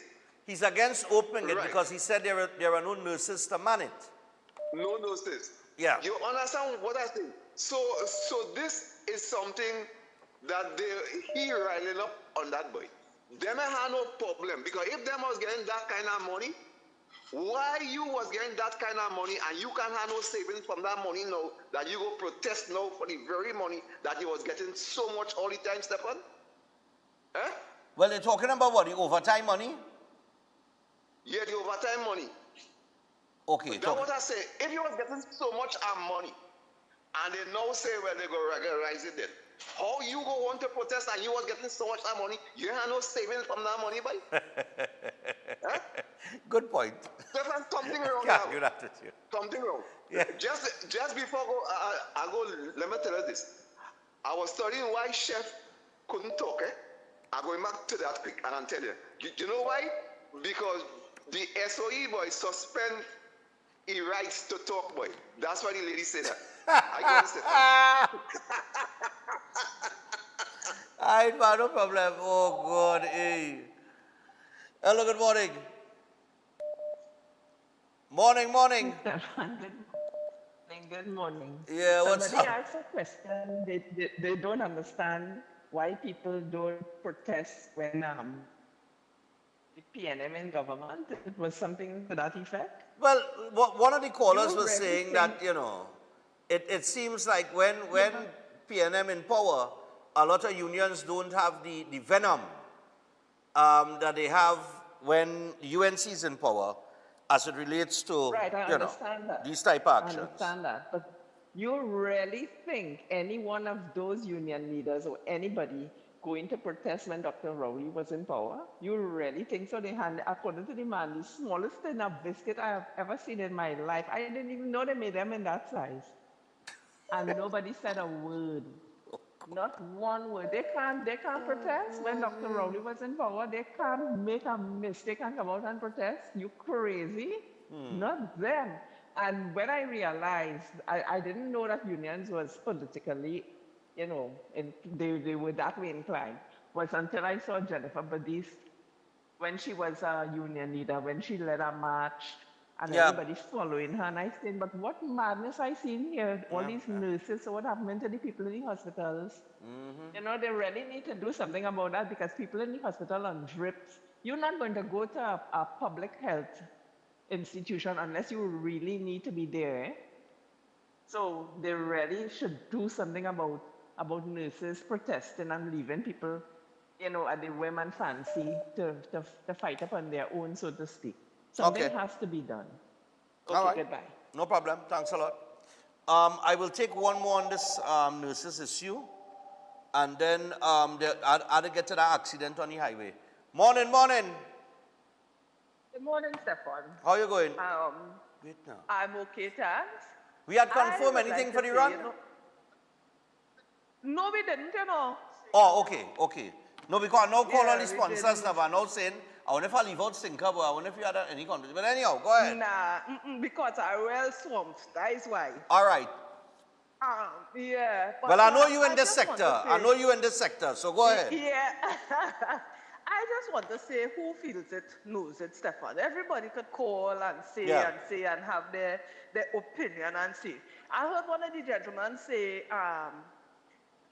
it's essential workers, so do your work. If I am an essential worker, shouldn't I be paid essential money? Oh, fair enough. You understand? Fair I am an enough. essential worker, so appreciate me enough to pay me essential money. Right. That's number one.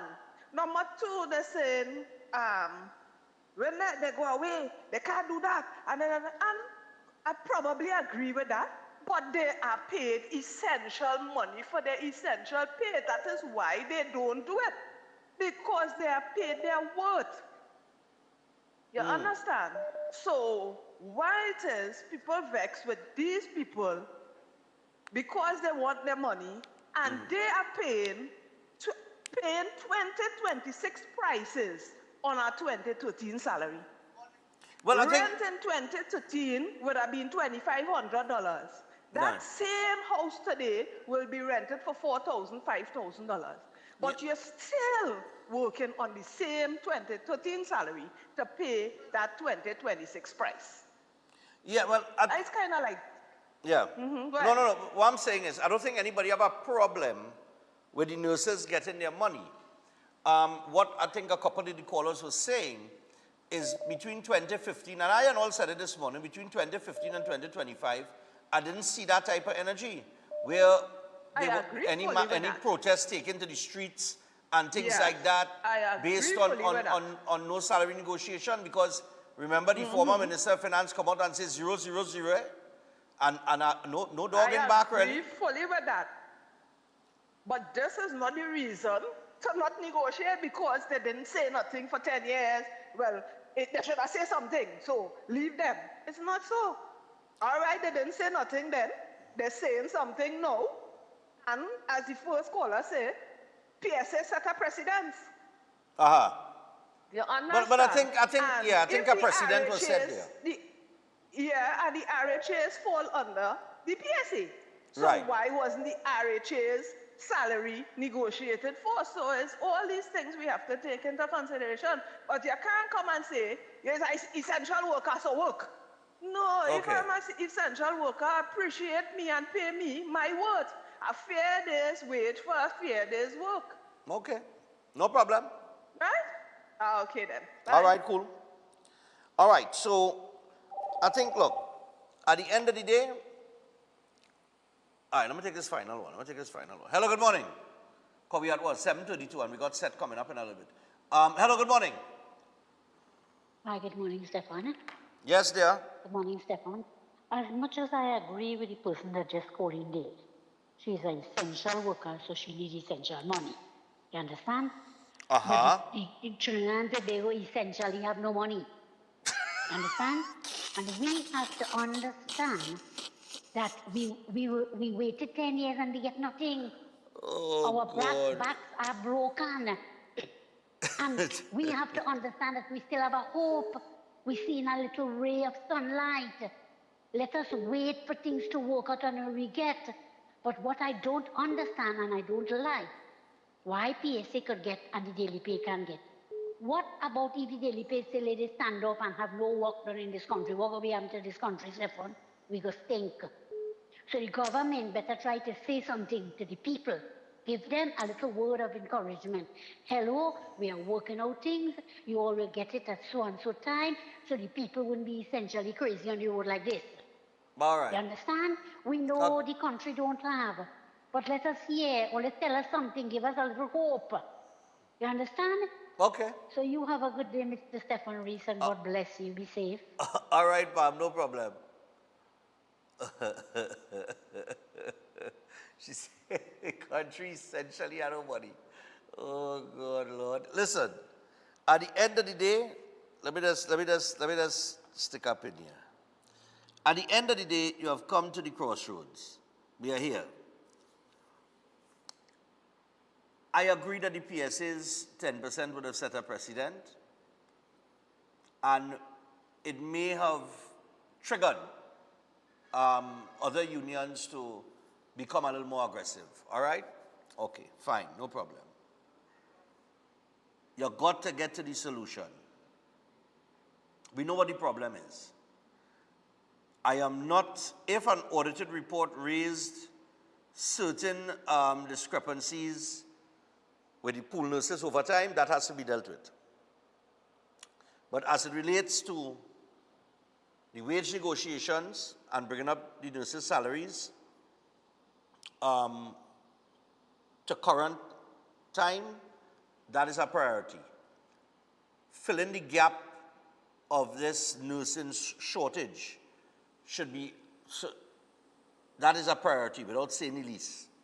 All right? Because you need to fill that gap with the shortage.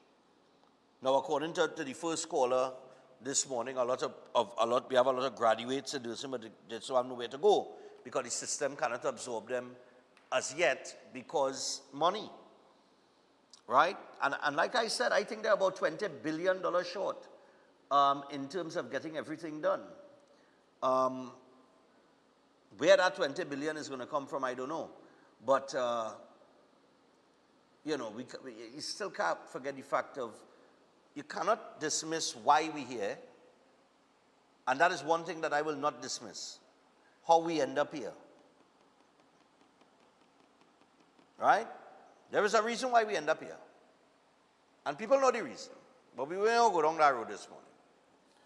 And I don't think the government should go down that road as well. I think they should just put on the big boy pants and big boy shoes and everything and get the results, right?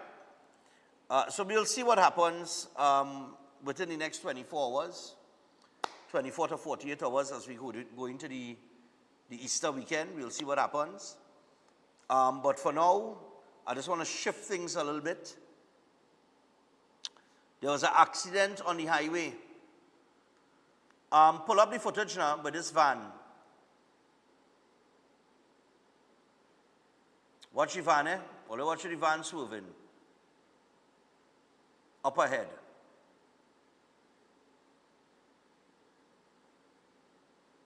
Right. You see it start to swerve, watch. And then it crossed the median and slammed straight into a car. The tire gone rolling. Now, anybody know why that guy swerved like that? Anybody? Fellas in the back. There are theories. There's some speculation. Was the van man alone? He had another passenger in the vehicle?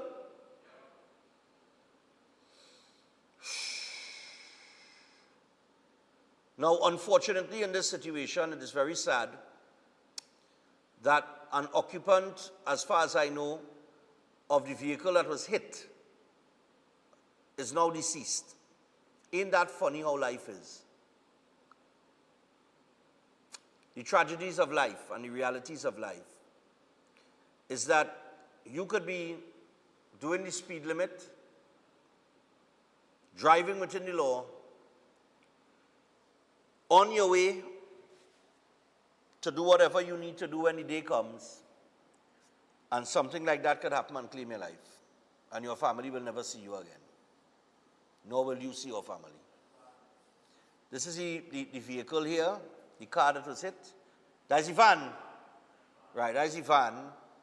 And we're going to get the video of the footage courtesy Crime Watch. Big up Ian.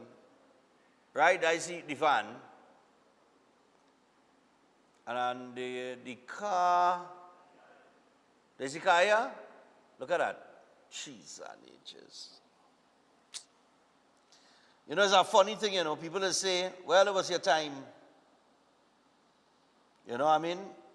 I have come to the understanding, or the question in my head is, was it really your time, boy? You know, does God just decide, all right, today for you? And then it happens like that? I don't know. That could be any one of us. Driving, minding our own business, and our vehicle swerve, fly the median, and run straight into your vehicle and kill you.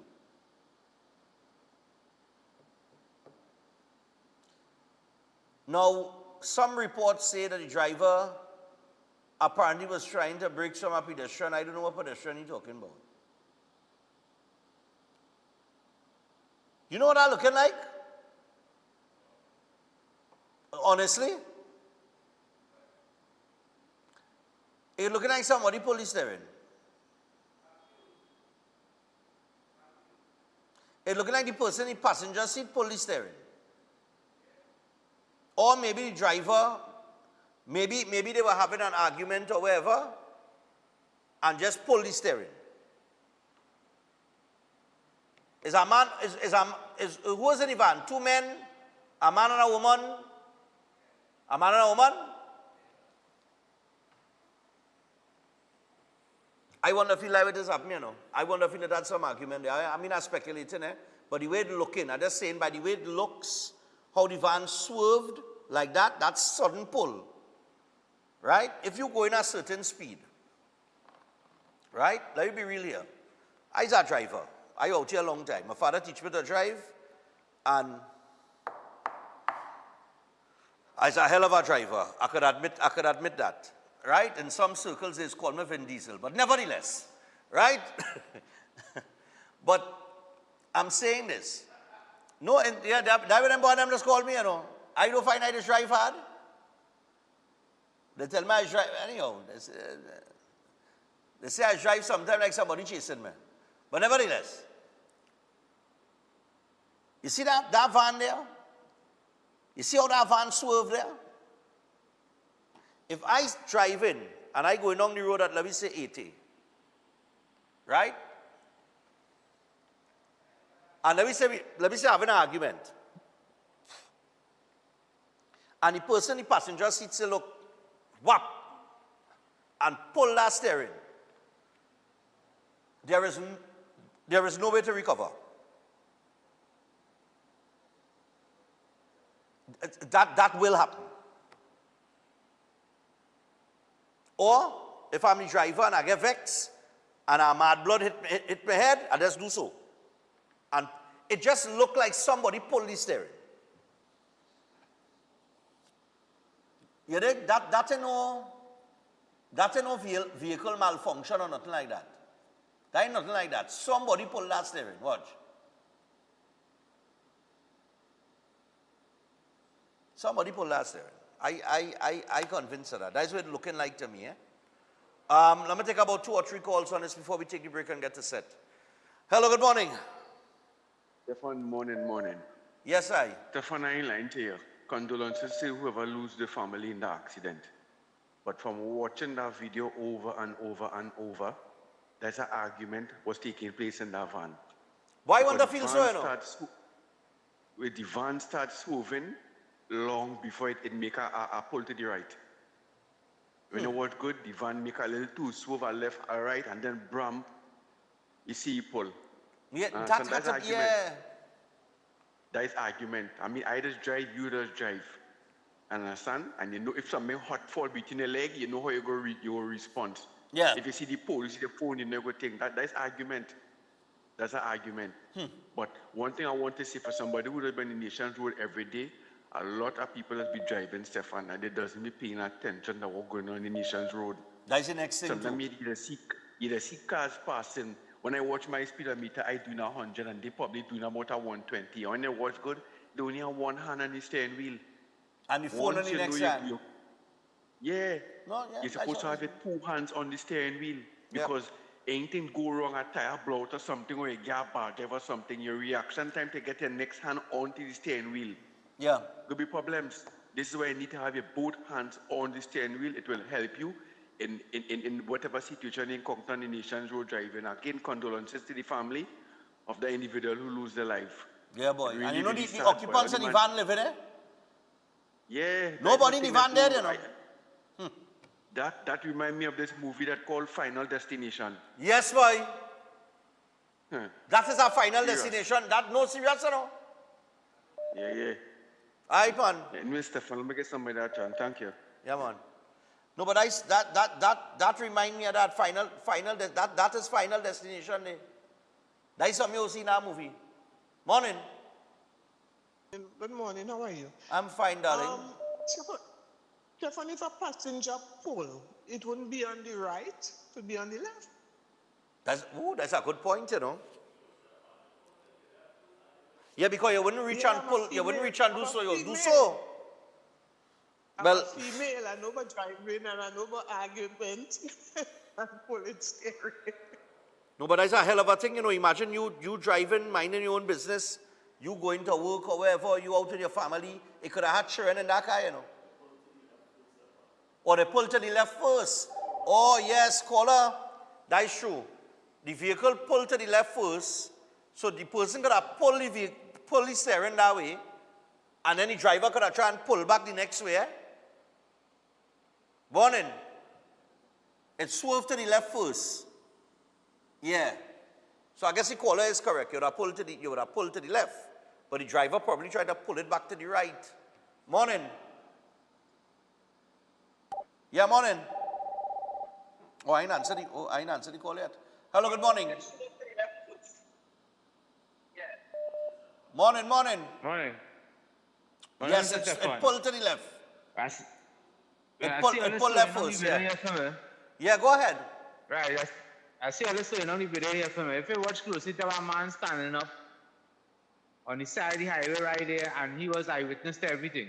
I hope the police get to interview him, and maybe he saw inside the van what occurred. Well, here the greatest now. You see that same man you seen on the side of the road? Yeah. It is alleged that the driver say he was trying to, he swerved away from the pedestrian. Fellas? But he had the side of the road on the highway. But what I saying? Crossing or nothing. Yeah, but or I think that was your opinion. I don't know. But that talk is out there too. Anyway. That he tried to get away from hitting the pedestrian. But he had no pedestrian there. No, the man on the side of the highway, the man in crossing the road. Correct. The man in crossing the road. Is he middle lane he come from, you know? Is he middle lane he was in, you know? Pull left and then go on, you know? Yeah. Right, so once the van are heavily tinted, and the person at the side of the highway would see that the vehicle started swerve, he's an eyewitness to what occurred. Well, yeah. Maybe he saw what occurred inside the van if it had a pull steering. Look him right here. Look him right here. He saw everything. Yeah, okay. I see him there. Yeah. Right, later. Aye, man. Yeah, but no, to the caller's point, the vehicle did pull to the left first. So the passenger probably pulled the steering, and the driver pulled it back the next way. But with the force now, if all are going, you know, so with the force he had to pull it with now, he had no control. You think? I'll take this last call here. Hello, good morning. Morning. Yes, very, very good morning to you, Stefan. Yes, I. So, what we are doing now, we are all speculating. A thorough investigation needs to take place because it could have been we know that. On the other side, it could have been the Prime Minister, it could have been me, it could have been you. However, if the driver is culpable, that is driving without due care and attention, vehicular manslaughter, which is a 7 years mandatory jail sentence, and he should be revoked for life from obtaining a permit. Finally, I have made this suggestion a long time, but nobody will take me on. Whenever people go to do their driving tests, you know, the same day you could get a permit and you come out driving. I say, hold a permit. It must be mandatory to do a 1 week defensive driving course. Upon graduating from that course, then you come and you get your permit. And it would make drivers a little more cautious and a little, you know, it would make them better drivers. All right. All the best, son. Have a great morning. Yeah, man, no problem. All right, so I got to go to the break. We got to go to the break. Whew. Thanks for your calls and your comments. Yeah, I don't like to speculate, but just saying that's what it look like now. Because I wouldn't even call that a freak accident. So the police will run their investigations, of course. It is unfortunate somebody lost their life, but that is how it is go on the road, boy. Sometimes you right, you know. You ain't do nothing wrong, you know. And some idiot make a bad drive and it costs you your life. I remember when my father was teaching me to drive, he told me, he said 90% of driving is in the rearview mirror. You know? But boy, now is 360 now, you know. It's 360 now, boy. You know? I mean, just look at our vehicle now, boy. Jeez, our natures, Lord Father. I take it on. Let me don't show it too much. You know me. Yeah. Unfortunate condolences going out to the family of the deceased. But people, the road ain't nowhere to be playing games. You had to pay attention when you're out here on the road. Otherwise, that fast, split second, that's how it is happening. Just like that. My little brother tell me he wanted to buy a vehicle the other day. I say, you could drive? Yeah, I'm taking lessons. Well, good driving, being a good driver supposed to run any blood. Because we kind of natural with it. But well, at least me. But, you know, you just worry now. My little nephew start to drive to work now. That is our next worry. And I am worried for them and their skills and the way that they will drive, you know. You know, you worry about the other people on the road. You know what I mean? So like a parent now, when your children reach the age and they want a vehicle and they want to go on, you know, and they're going out and they're lining with their friends, you know, you know what I mean? It's a worry, you know. Director, you will get that when your son get big.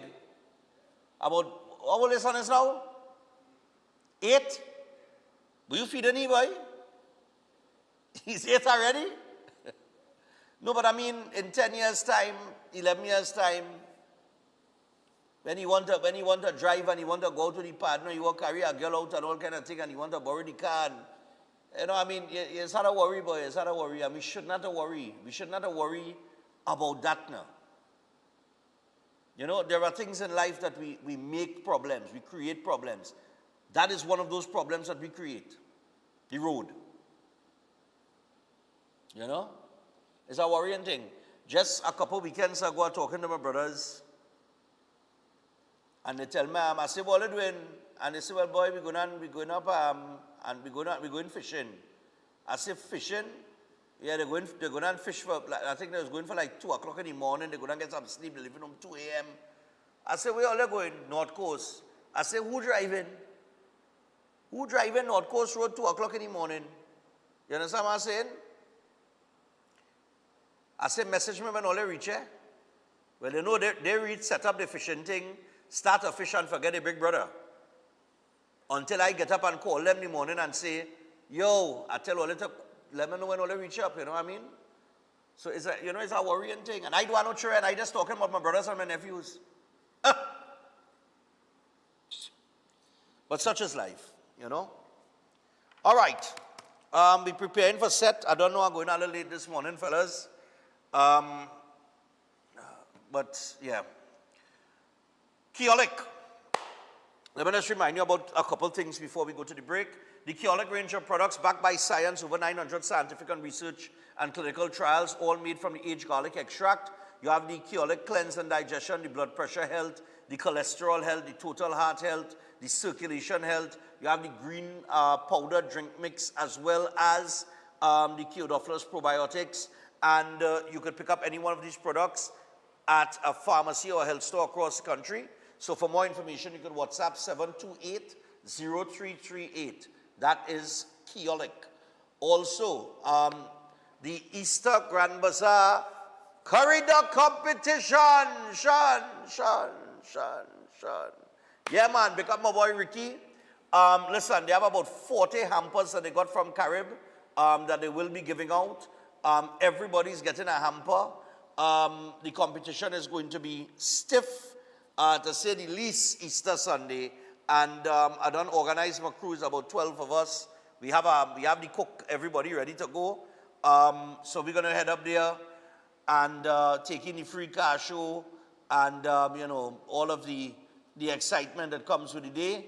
And there will be a well-stocked bar, food and drinks on sale. Entry is absolutely free. So we up there at the Brazil Recreational Grounds in Brazil for the Easter Grand Bazaar and Corridor Competition. All right, so we ain't necessarily entered, but we go on bus report. All right, I don't order my roti this week. Nice. Also, do not forget Chef Shiraz. Chef has, in the month of April here, the food costing workshop and the creative international cuisine. So you can check out Chef Shiraz and get yourself registered for those courses on 372-4639 or 737-5097. Also, Jameson. I want to remind you to boost your immune system with Jameson immunity products to fight off the seasonal sniffles. They have the cold fighter with echinacea, the vitamin C chews with the honey lemon flavor, and for additional support, you can try their delicious vitamin D3 chews and ultra strength zinc. So chew, fight, and feel amazing with Jameson trusted vitamins and minerals. And finally, Steel Force Caribbean Limited, located in Pinal, your newest choice for steel construction and fabrication. And they offer full services in engineering and architectural design, structural steel fabrication, erection, pipe details, storage tank details, including fabrication of steel tanks, all pipes set at API standards. You could check them out. They offer their services here in Trinidad and Tobago and across the Caribbean. So give them a call on 490-2771 or 399-7590. And with that, we are going to take the break. When we come back, Seth Viola Board will be with us. Stay tuned. We come back after this.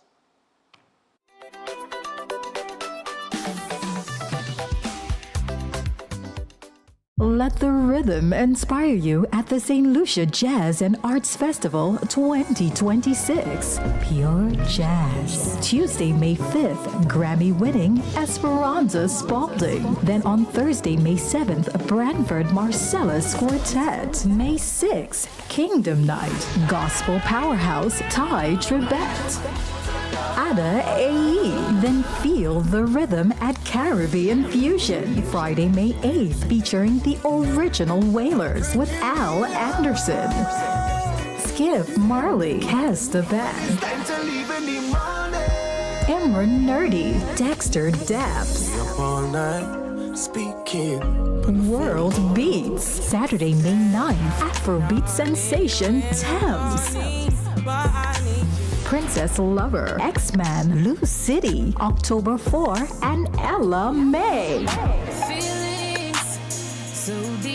The ultimate celebration, Sunday, May 10th, featuring the legendary Billy Ocean. Beverly Knight, Mervyn Wilkinson, R&B icons Brandy and Monica. Online tickets available at stluciajazzandartsfestival.com. Olia, you see this Lord Kitchener legacy? Get your tickets now. On Saturday, April 18th, which is the 104th birthday of Lord Kitchener, come be a part of the Lord Kitchener legacy at Napa. A musical extravaganza celebrating the works of this grand master with proteges like Chuck Gordon, Terry Lyons, Gypsy, Pink Panther, Anselm Douglas, Young Breda, College Boy Jesse, and a chip off the old block himself, Colonel Roberts. Special guest appearances by the Lydian Singers and Super Podman Dane Gulston. Backing band, the renowned Vince Rivers and the Soca Unit. MC Alan the Entertainer. One show only. Saturday, April 18th. Napa. Showtime 6 p.m. Tickets $300 and $250 with a limited amount of early bird tickets now on sale at $15 less. When it done, it done. Available at islandetickets.com. Crosby's, GAC Electrical, opposite Starlight, Diego Martin Main Road, Jumbo Foods Barataria, All Kenny Sports, Western Union, Tuna Boona, All Extra Foods, Supermarkets, Athletes by the Park, Palini Drugs, San Fernando. For more info, call 491-1802. The Lord Kitchener's Legacy. Josie, I didn't warn you. Lent is here, and the castle is making fasting easy and tasty. With a fresh catch, seasoned local style, and cooked to golden perfection. Try the fish meal, the fish combo, the fish sandwich combo. Want more fish? Well, the Royal Fish Meal is for you. Or maybe you just want our famous fish sandwich. The delicious Lenten specials are hot and waiting for you at your nearest royal castle. Welcome to Antigua Mars. Them people have no behavior, they have no behavior. Welcome to Antigua Mars. Clear out how you know it's danger, how you know it's danger. When it comes to Mars, it was that layer.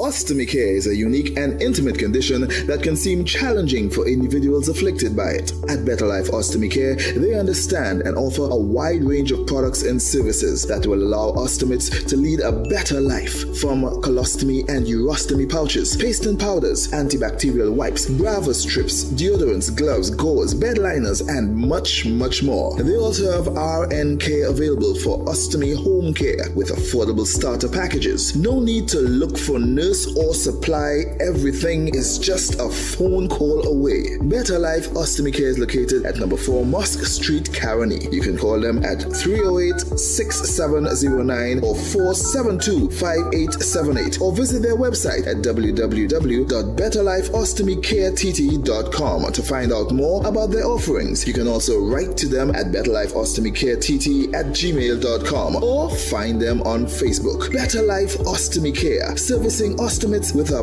better quality of life.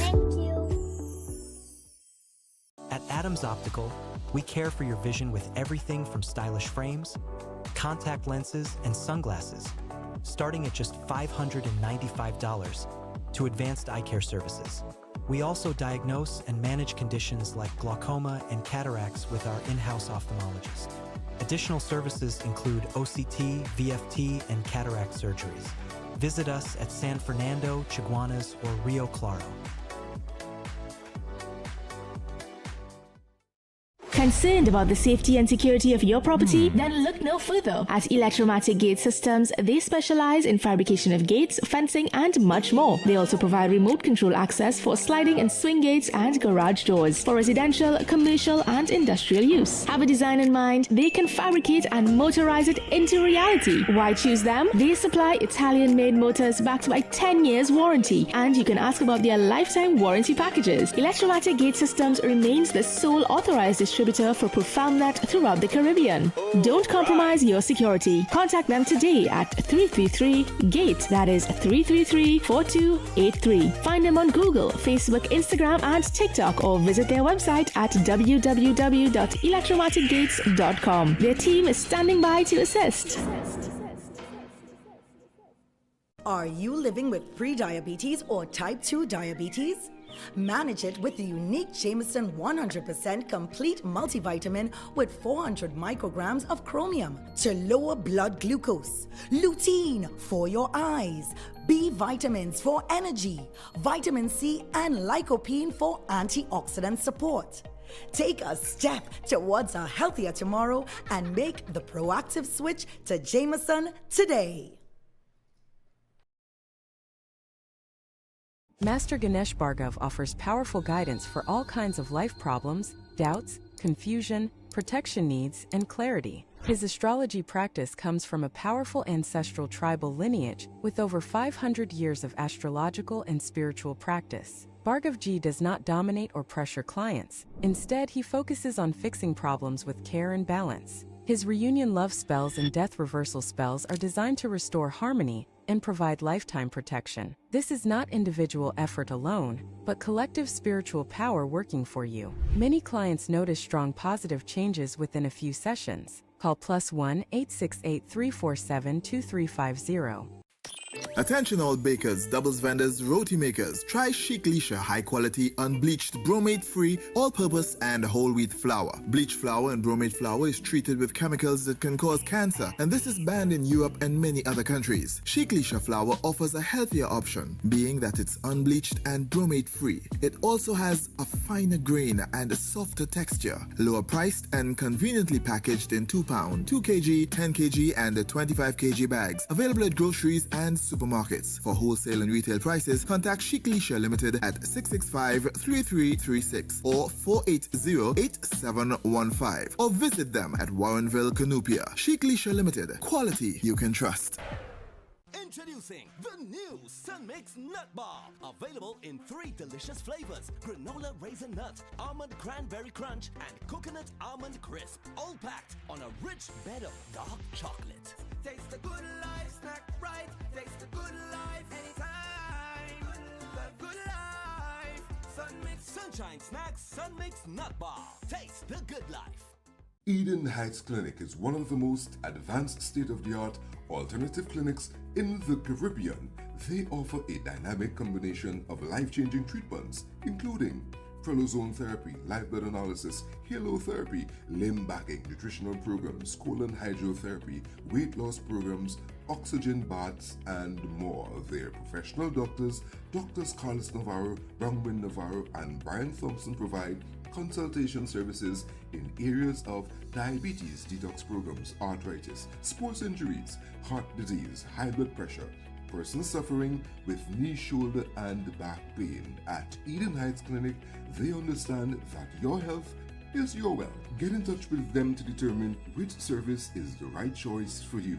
Visit them at any one of their 3 locations at 13 Montague Avenue, Twin City, at 41 Ramsaran Street, Shoguanas, or give them a call at 640-8985 or 613-7571, or send them a WhatsApp to 493-9196. Eden Heights Clinic is your right choice.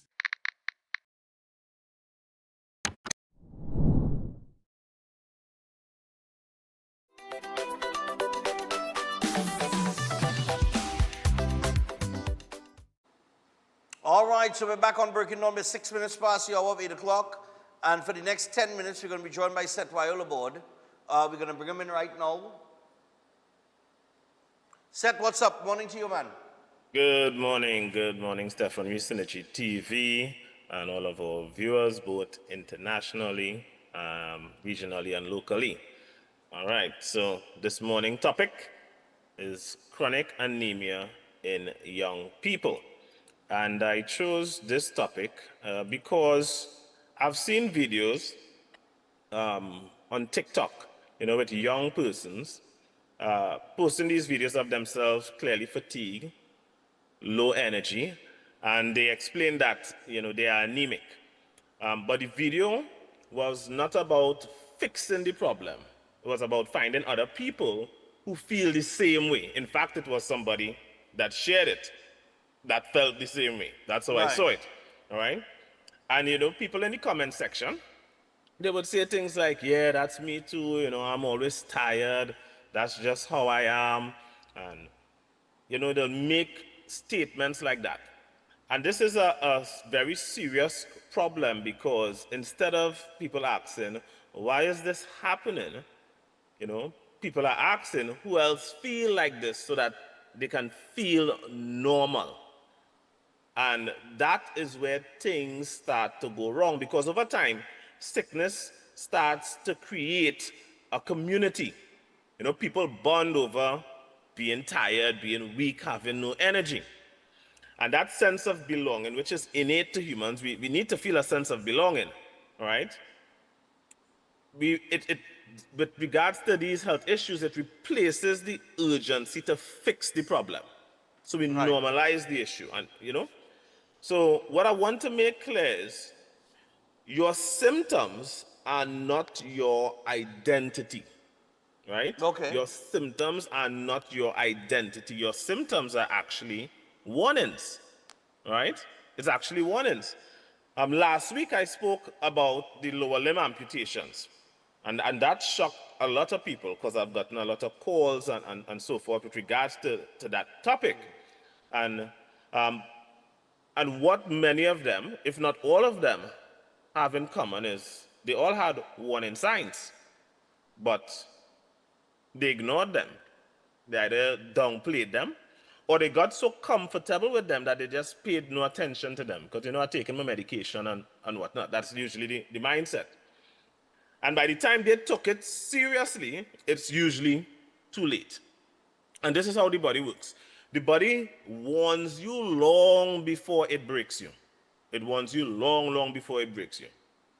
And the same thing is happening right now with anemia. Okay.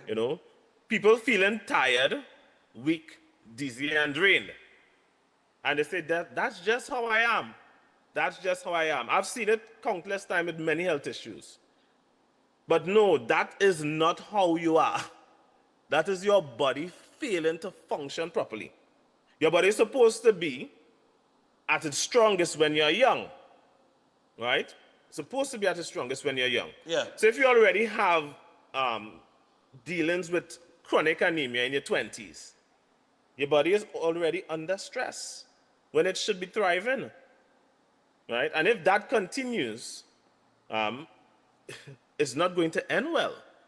It leads to long-term damage and reduced life quality. And in many cases, it actually can and does lead to earlier death. And this is something a lot of people don't know. Right? Chronic anemia does shorten your lifespan. Okay. So, as we go in a little bit, what is anemia? So anemia, it means your body doesn't have enough healthy red blood cells or enough hemoglobin to carry oxygen efficiently. If I share my screen here, let me just share the screen here quickly.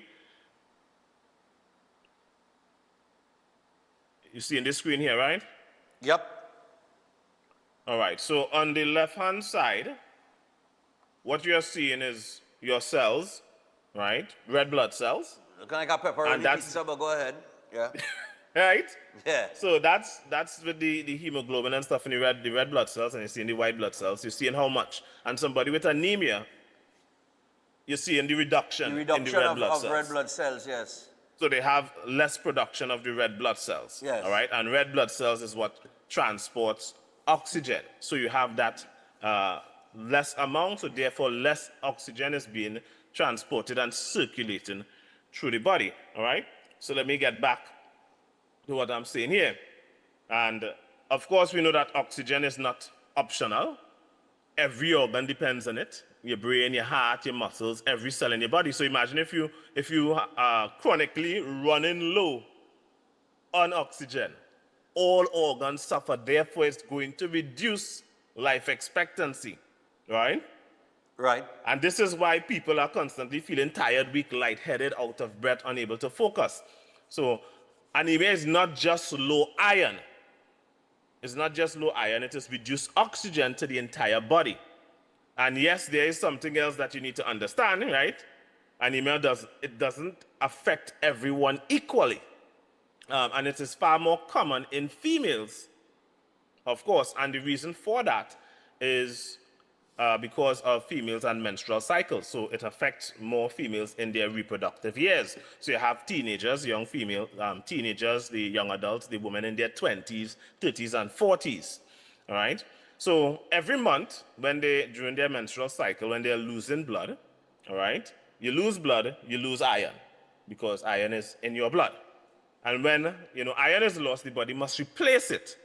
But if the diet is not supporting that, or the body cannot absorb properly, the deficit builds.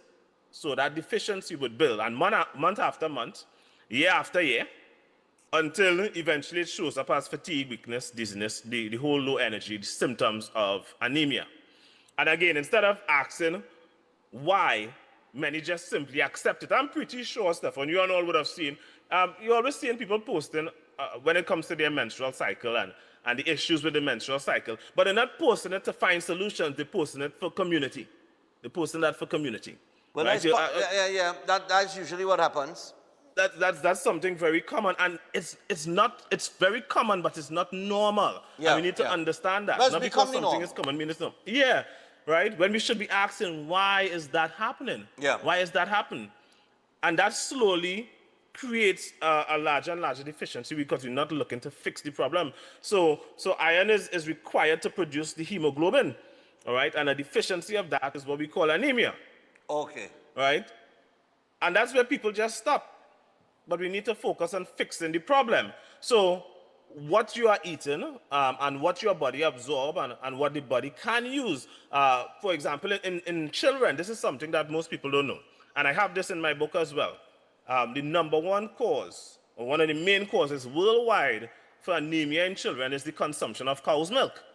All right? Cow's milk? But cow's milk, yeah. Okay. Stefan, simple logic. We are not cows. we are not cows, right?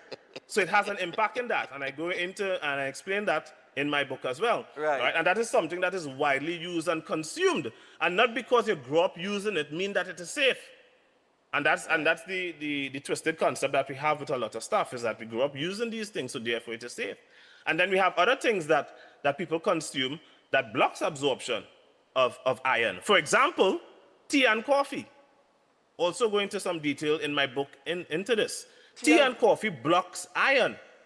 And these are things that we made regular pastime, right? So a lot of people must have the coffee on a daily basis. They must drink the tea on a daily basis. Iron, you say, no?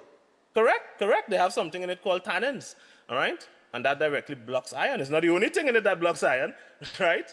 But that's just to show people that a lot of people are involved in behavior that's harmful to the body, but they don't have the slightest clue that it is interfering with their health, right? They don't have the slightest clue, and these are things that they indulge in on a daily basis. So day after day, week after week, month after month, year after year, they continue with this. And then when they have these deficiencies and they get these symptoms, that becomes their new reality, right? Yeah. That becomes their new reality. And then you had to change your lifestyle. Say that again? Then you move towards changing your lifestyle. That's what people need to focus on, right? Right? But then they'll go and they'll focus on buying a supplement, right? That's what they'll focus on, trying to supplement. You can't supplement a deficiency that is caused from a poor diet. Right. All right? Because people are looking at things from a narrow perspective. They're just looking at it from one angle. Okay, so I have an iron deficiency, all right? But if you have an iron deficiency, it is very, very likely you have many other deficiencies, but you don't know. Because the same thing that causing the iron deficiency will be causing deficiencies in other aspects of your health, but they just are unaware of it, right? And we need to focus on this. And this is why I have my nutritional therapy program, right? So I identify what's going wrong with the body. I identify that. And then I coach people along with how to rebuild the body, help the body to repair itself.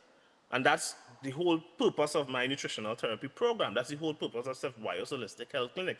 Because people are out here consuming things on a daily basis, not knowing how those very same things that they think is part of their daily lifestyle is affecting their health. Right. And then they have normalized being sick, normalized these harmful symptoms, all right? They have normalized it when they shouldn't, all right? And, that's the purpose of me writing my book, to share a lot of this information with the general public, because most of what people consume today is just things that have been handed down traditionally, or things that we have seen just being popularized through television. For example, growing up, coffee drinking was something very rare, very, very rare, right? Especially in my home, right, where I grew up. But you saw it on TV all the time, over and over, people going and buy the cappuccino and whatnot. I remember saying that word when I was small, cappuccino. Because I wanted to know, what is that? Because you're seeing it in all these television shows, right? That was good marketing. It was good marketing. So now people start consuming these things, and these things have addictive tendencies and properties to it. And we thinking these things are normal and good and fine. They'll say, yes, well, cultures have been consuming these things, for however long. That's another interesting thing. That's why I have all of that in my book. If people go into the history of when these things were domesticated, you'll realize they weren't here. They weren't here. Recently, these things came about, right? Right. Coffee is like 1,500 years old, right? It wasn't here all the time, right? So we are engaging in behaviors that are harmful, and this is why I encourage people. Go out there, get my book, educate yourself, because that's the only way we fix this problem. We have to stop relying on the authorities to do what's supposed to be right. We have to remember that authorities and stuff work in the interests of their stakeholders. They work in the best interest of their stakeholders. And if their finances and stuff are people in certain industries, it is not in their best interests, right, to share such information or knowledge with you. It is not. Right? And we need to understand and accept that. You are responsible for your own health. You are responsible for educating yourself. All right? We can't depend on external factors to do so willingly, when doing so would be against their profit, their financial benefits. All right? So I encourage people, especially if you have these issues dealing with, book a consultation. Let's get to the root of your health issues. Let's get you back on track. Let's get the body back where it needs to be, where it can support your normal, regular biological functions and rebuild itself. Sickness doesn't have to be part of your life. Yeah. Like I've mentioned many times, I don't get sick. It doesn't have to be part of your life. And I grew up like the average Trinidadian, very sickly. Right. But as soon as I uncovered the truth with regards to proper nutrition, and I made the changes and being consistent with keeping to those changes, sickness have left me. It have left me. Is not part of my reality. Right. And it could be the same for countless people as well, if they are willing to take that step And we have to be willing to take that step. So people, anemia and many other diseases should not be commonplace in your life. Pain during menstrual cycle, discomfort, and all of these things that happen during menstrual cycle, that should not be commonplace in your life, right? All right. That your reality could be a reality free from those things. Okay. All right. So people, if you want that reality, of course, Setwayo has the Holistic Health Clinic, and it's here for you. And all you have to do is contact Setwayo board, man, and start today. Book an appointment and rebuild your health from the inside out naturally. No supplements, as he said, and it is drug-free, root cause healing at its best. All right. So give him a call or WhatsApp him on 279-3935 or 761-1952. You could also order his book, You Are Not Sick, You Are Malnourished, and you can get the book at all RIK bookstores, nationwide, also Amazon. You could call him and you could get the book. And in Tobago it is? Nelson's Bookstore in Tobago. Nelson's Bookstore in Tobago, people. You can make sure and check out Nelson's and pick up the book as well. So, Seth, thanks for your time this morning, man. Thanks for having me. I guess I might touch on autism next week, a little bit again. All right, yeah, cool. That'd be great. That's always welcome. The run, I have a run coming up, and we're going to help the children with autism, so no problem. Yeah, welcome, excellent, man. Excellent. All right, thanks a lot. Then. Yep. Thanks for having me. Yep. So that is Seth Viola board on the inside. I want to get to the birthdays, fellas. Because, Lord, if I play that break and then come back, that is it. My next show will start. On behalf of the Barrow, Andrews, and Roachfords family, far and near, happy birthday to our dear Auntie Jean. All right, Auntie Jean. Auntie Jean, you are truly one of a kind, so deeply loved and cherished by all who know you. You have always been that special person who never forgets a birthday, always making others feel remembered and valued. You have a heart for children and a deep appreciation for education and discipline. Though you had no children of your own, you poured your love into every child blessed to be in your space. And we are all better for it. And your cooking, your sweet hand in the kitchen, blessed us with so many mouth-watering meals and cakes. You've always carried such a bold, trailblazing spirit, full of energy, determination, and courage. Auntie Jean, you have truly lived well. You have shared your heart, your home, your love, and your wisdom with all of us in ways that have shaped our lives. May Almighty God continue to bless you with strength and good health, and may He grant you long life, and may you continue to grow in His word and stand firm in His promises. Auntie Jean, happy birthday, and enjoy that dessert that you have there. Where's our cheesecake? God, I love our dang cheesecake, you know. Also, morning, guys. Boy, we missed you all, and another long weekend is coming up. Yes. Now, sending birthday greetings to Layla, who celebrated her birthday on the 29th, and Lucas, who celebrated his birthday on the 30th. They are brother and sister, and they live in New York, but family is not. Family is not separated by distance from all your family in Trinidad. Kevin and Nirmala Suku, grandparents, aunts and uncles, and the rest of the family, happy birthday to you guys. And that is Layla and Lucas.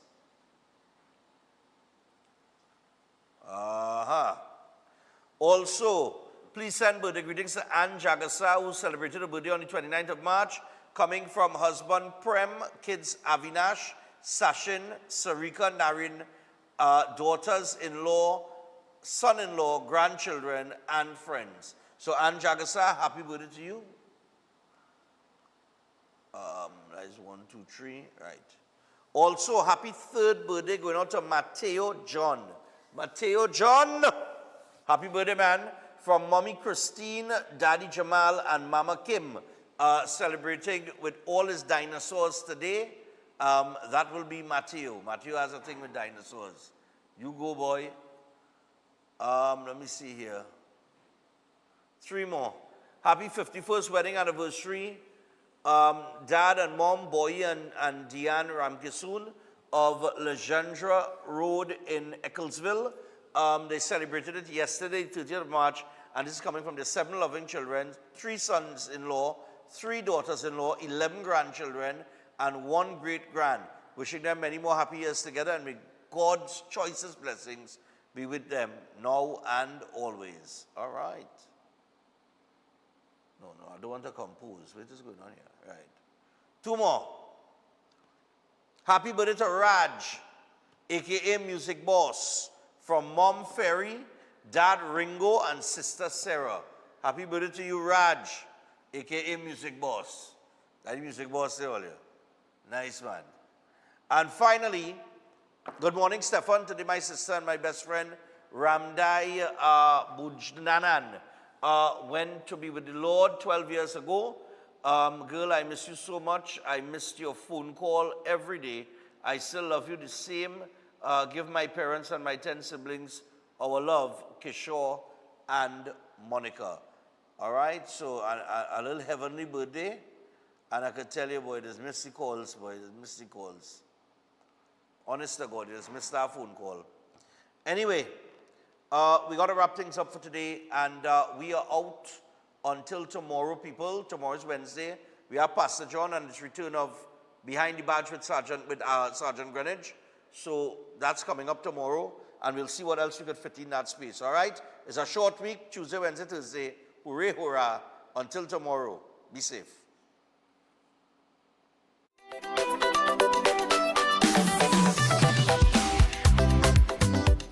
Eden Heights Clinic is one of the most advanced state-of-the-art alternative clinics in the Caribbean.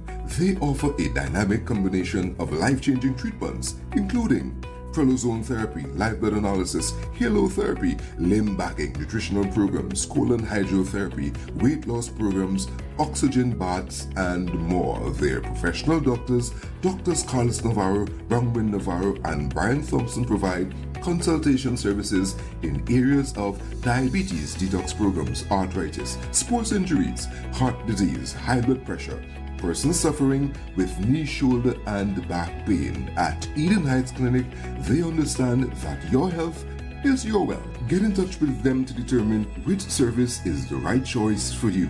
Visit them at any one of their 3 locations at 13 Montague Avenue, Twin City, at 41 Ramsaran Street, Shawanas, or give them a call at 640-8985 or 613-7571, or send them a WhatsApp to 493-9196. Eden Heights Clinic is your right choice. This year, we gather again for Jazz in Red.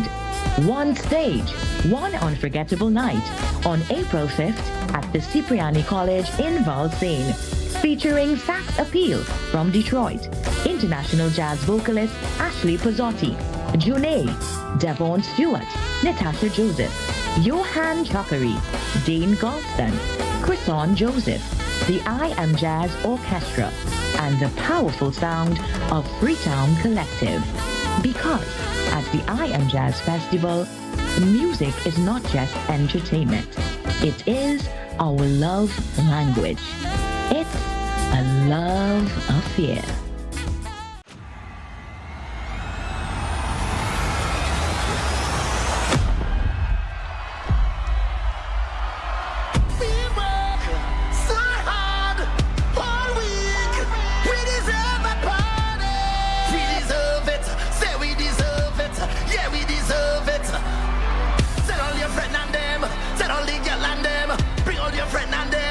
Let's get it started. I say, whoa yo, also come and take a jump and let we start it by the drum, let we start it by the drum. Party on the road, there's a party on the road. Line it up, bring the shots and line it up. Party on the road, there's a party on the road. Look at lights in the back, watch my canal in the front. Party on the road, there's a party on the road. Come let we party on the road. Take a jump and let we start it by the drum, let we start it by the drum. Party on the road, there's a party on the road. Line it up, bring the shots and line it up. Party on the road, there's a party on the road. Look at lights in the back, watch my canal in the front. Party on the road, there's a party on the road. Come let we party on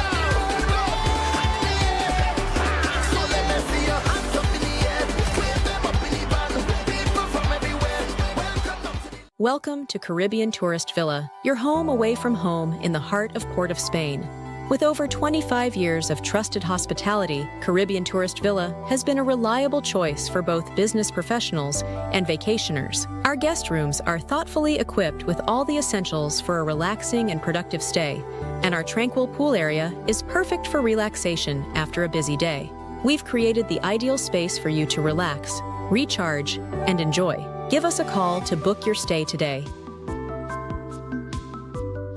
Master Ganesh Bhargav offers powerful guidance for all kinds of life problems, doubts, confusion, protection needs, and clarity. His astrology practice comes from a powerful ancestral tribal lineage with over 500 years of astrological and spiritual practice. Bhargavji does not dominate or pressure clients. Instead, he focuses on fixing problems with care and balance. His reunion love spells and death reversal spells are designed to restore harmony and provide lifetime protection. This is not individual effort alone, but collective spiritual power working for you. Many clients notice strong positive changes within a few sessions. Call +1 868 347 2350.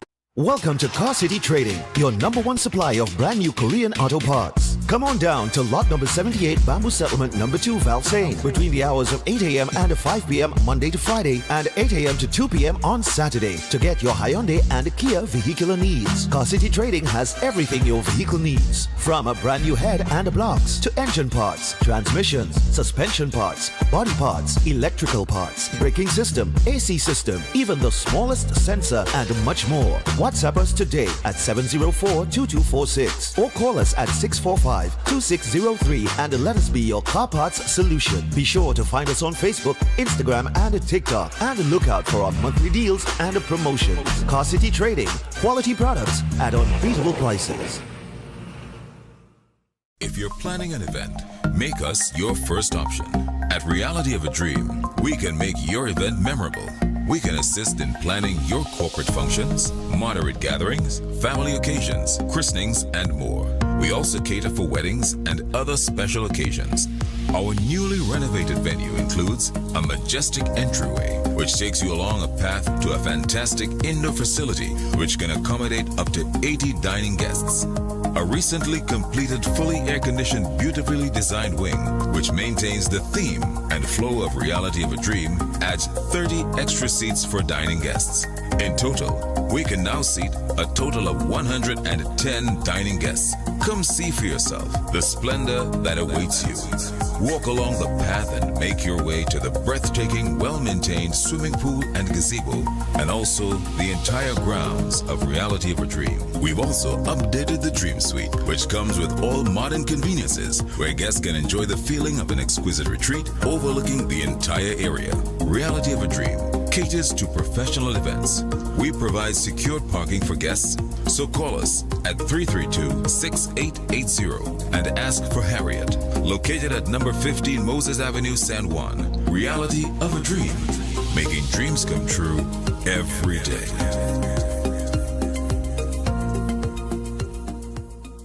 Greetings to you all in the wonderful name of our Lord and Savior, the sweet Rose of Sharon and the Prince of Peace, Christ Jesus. I am Ezekiel Johnson Fort, and I am pleasured to inform you of the newest branch of the Christian Union Church, Trinidad and Grenada District, San Juan Revival Ministries. If you are desiring prayer, healing, or that closer connection to the Heavenly Father, then the place to be is at San Juan Revival Ministries. And allow me to ask you one question.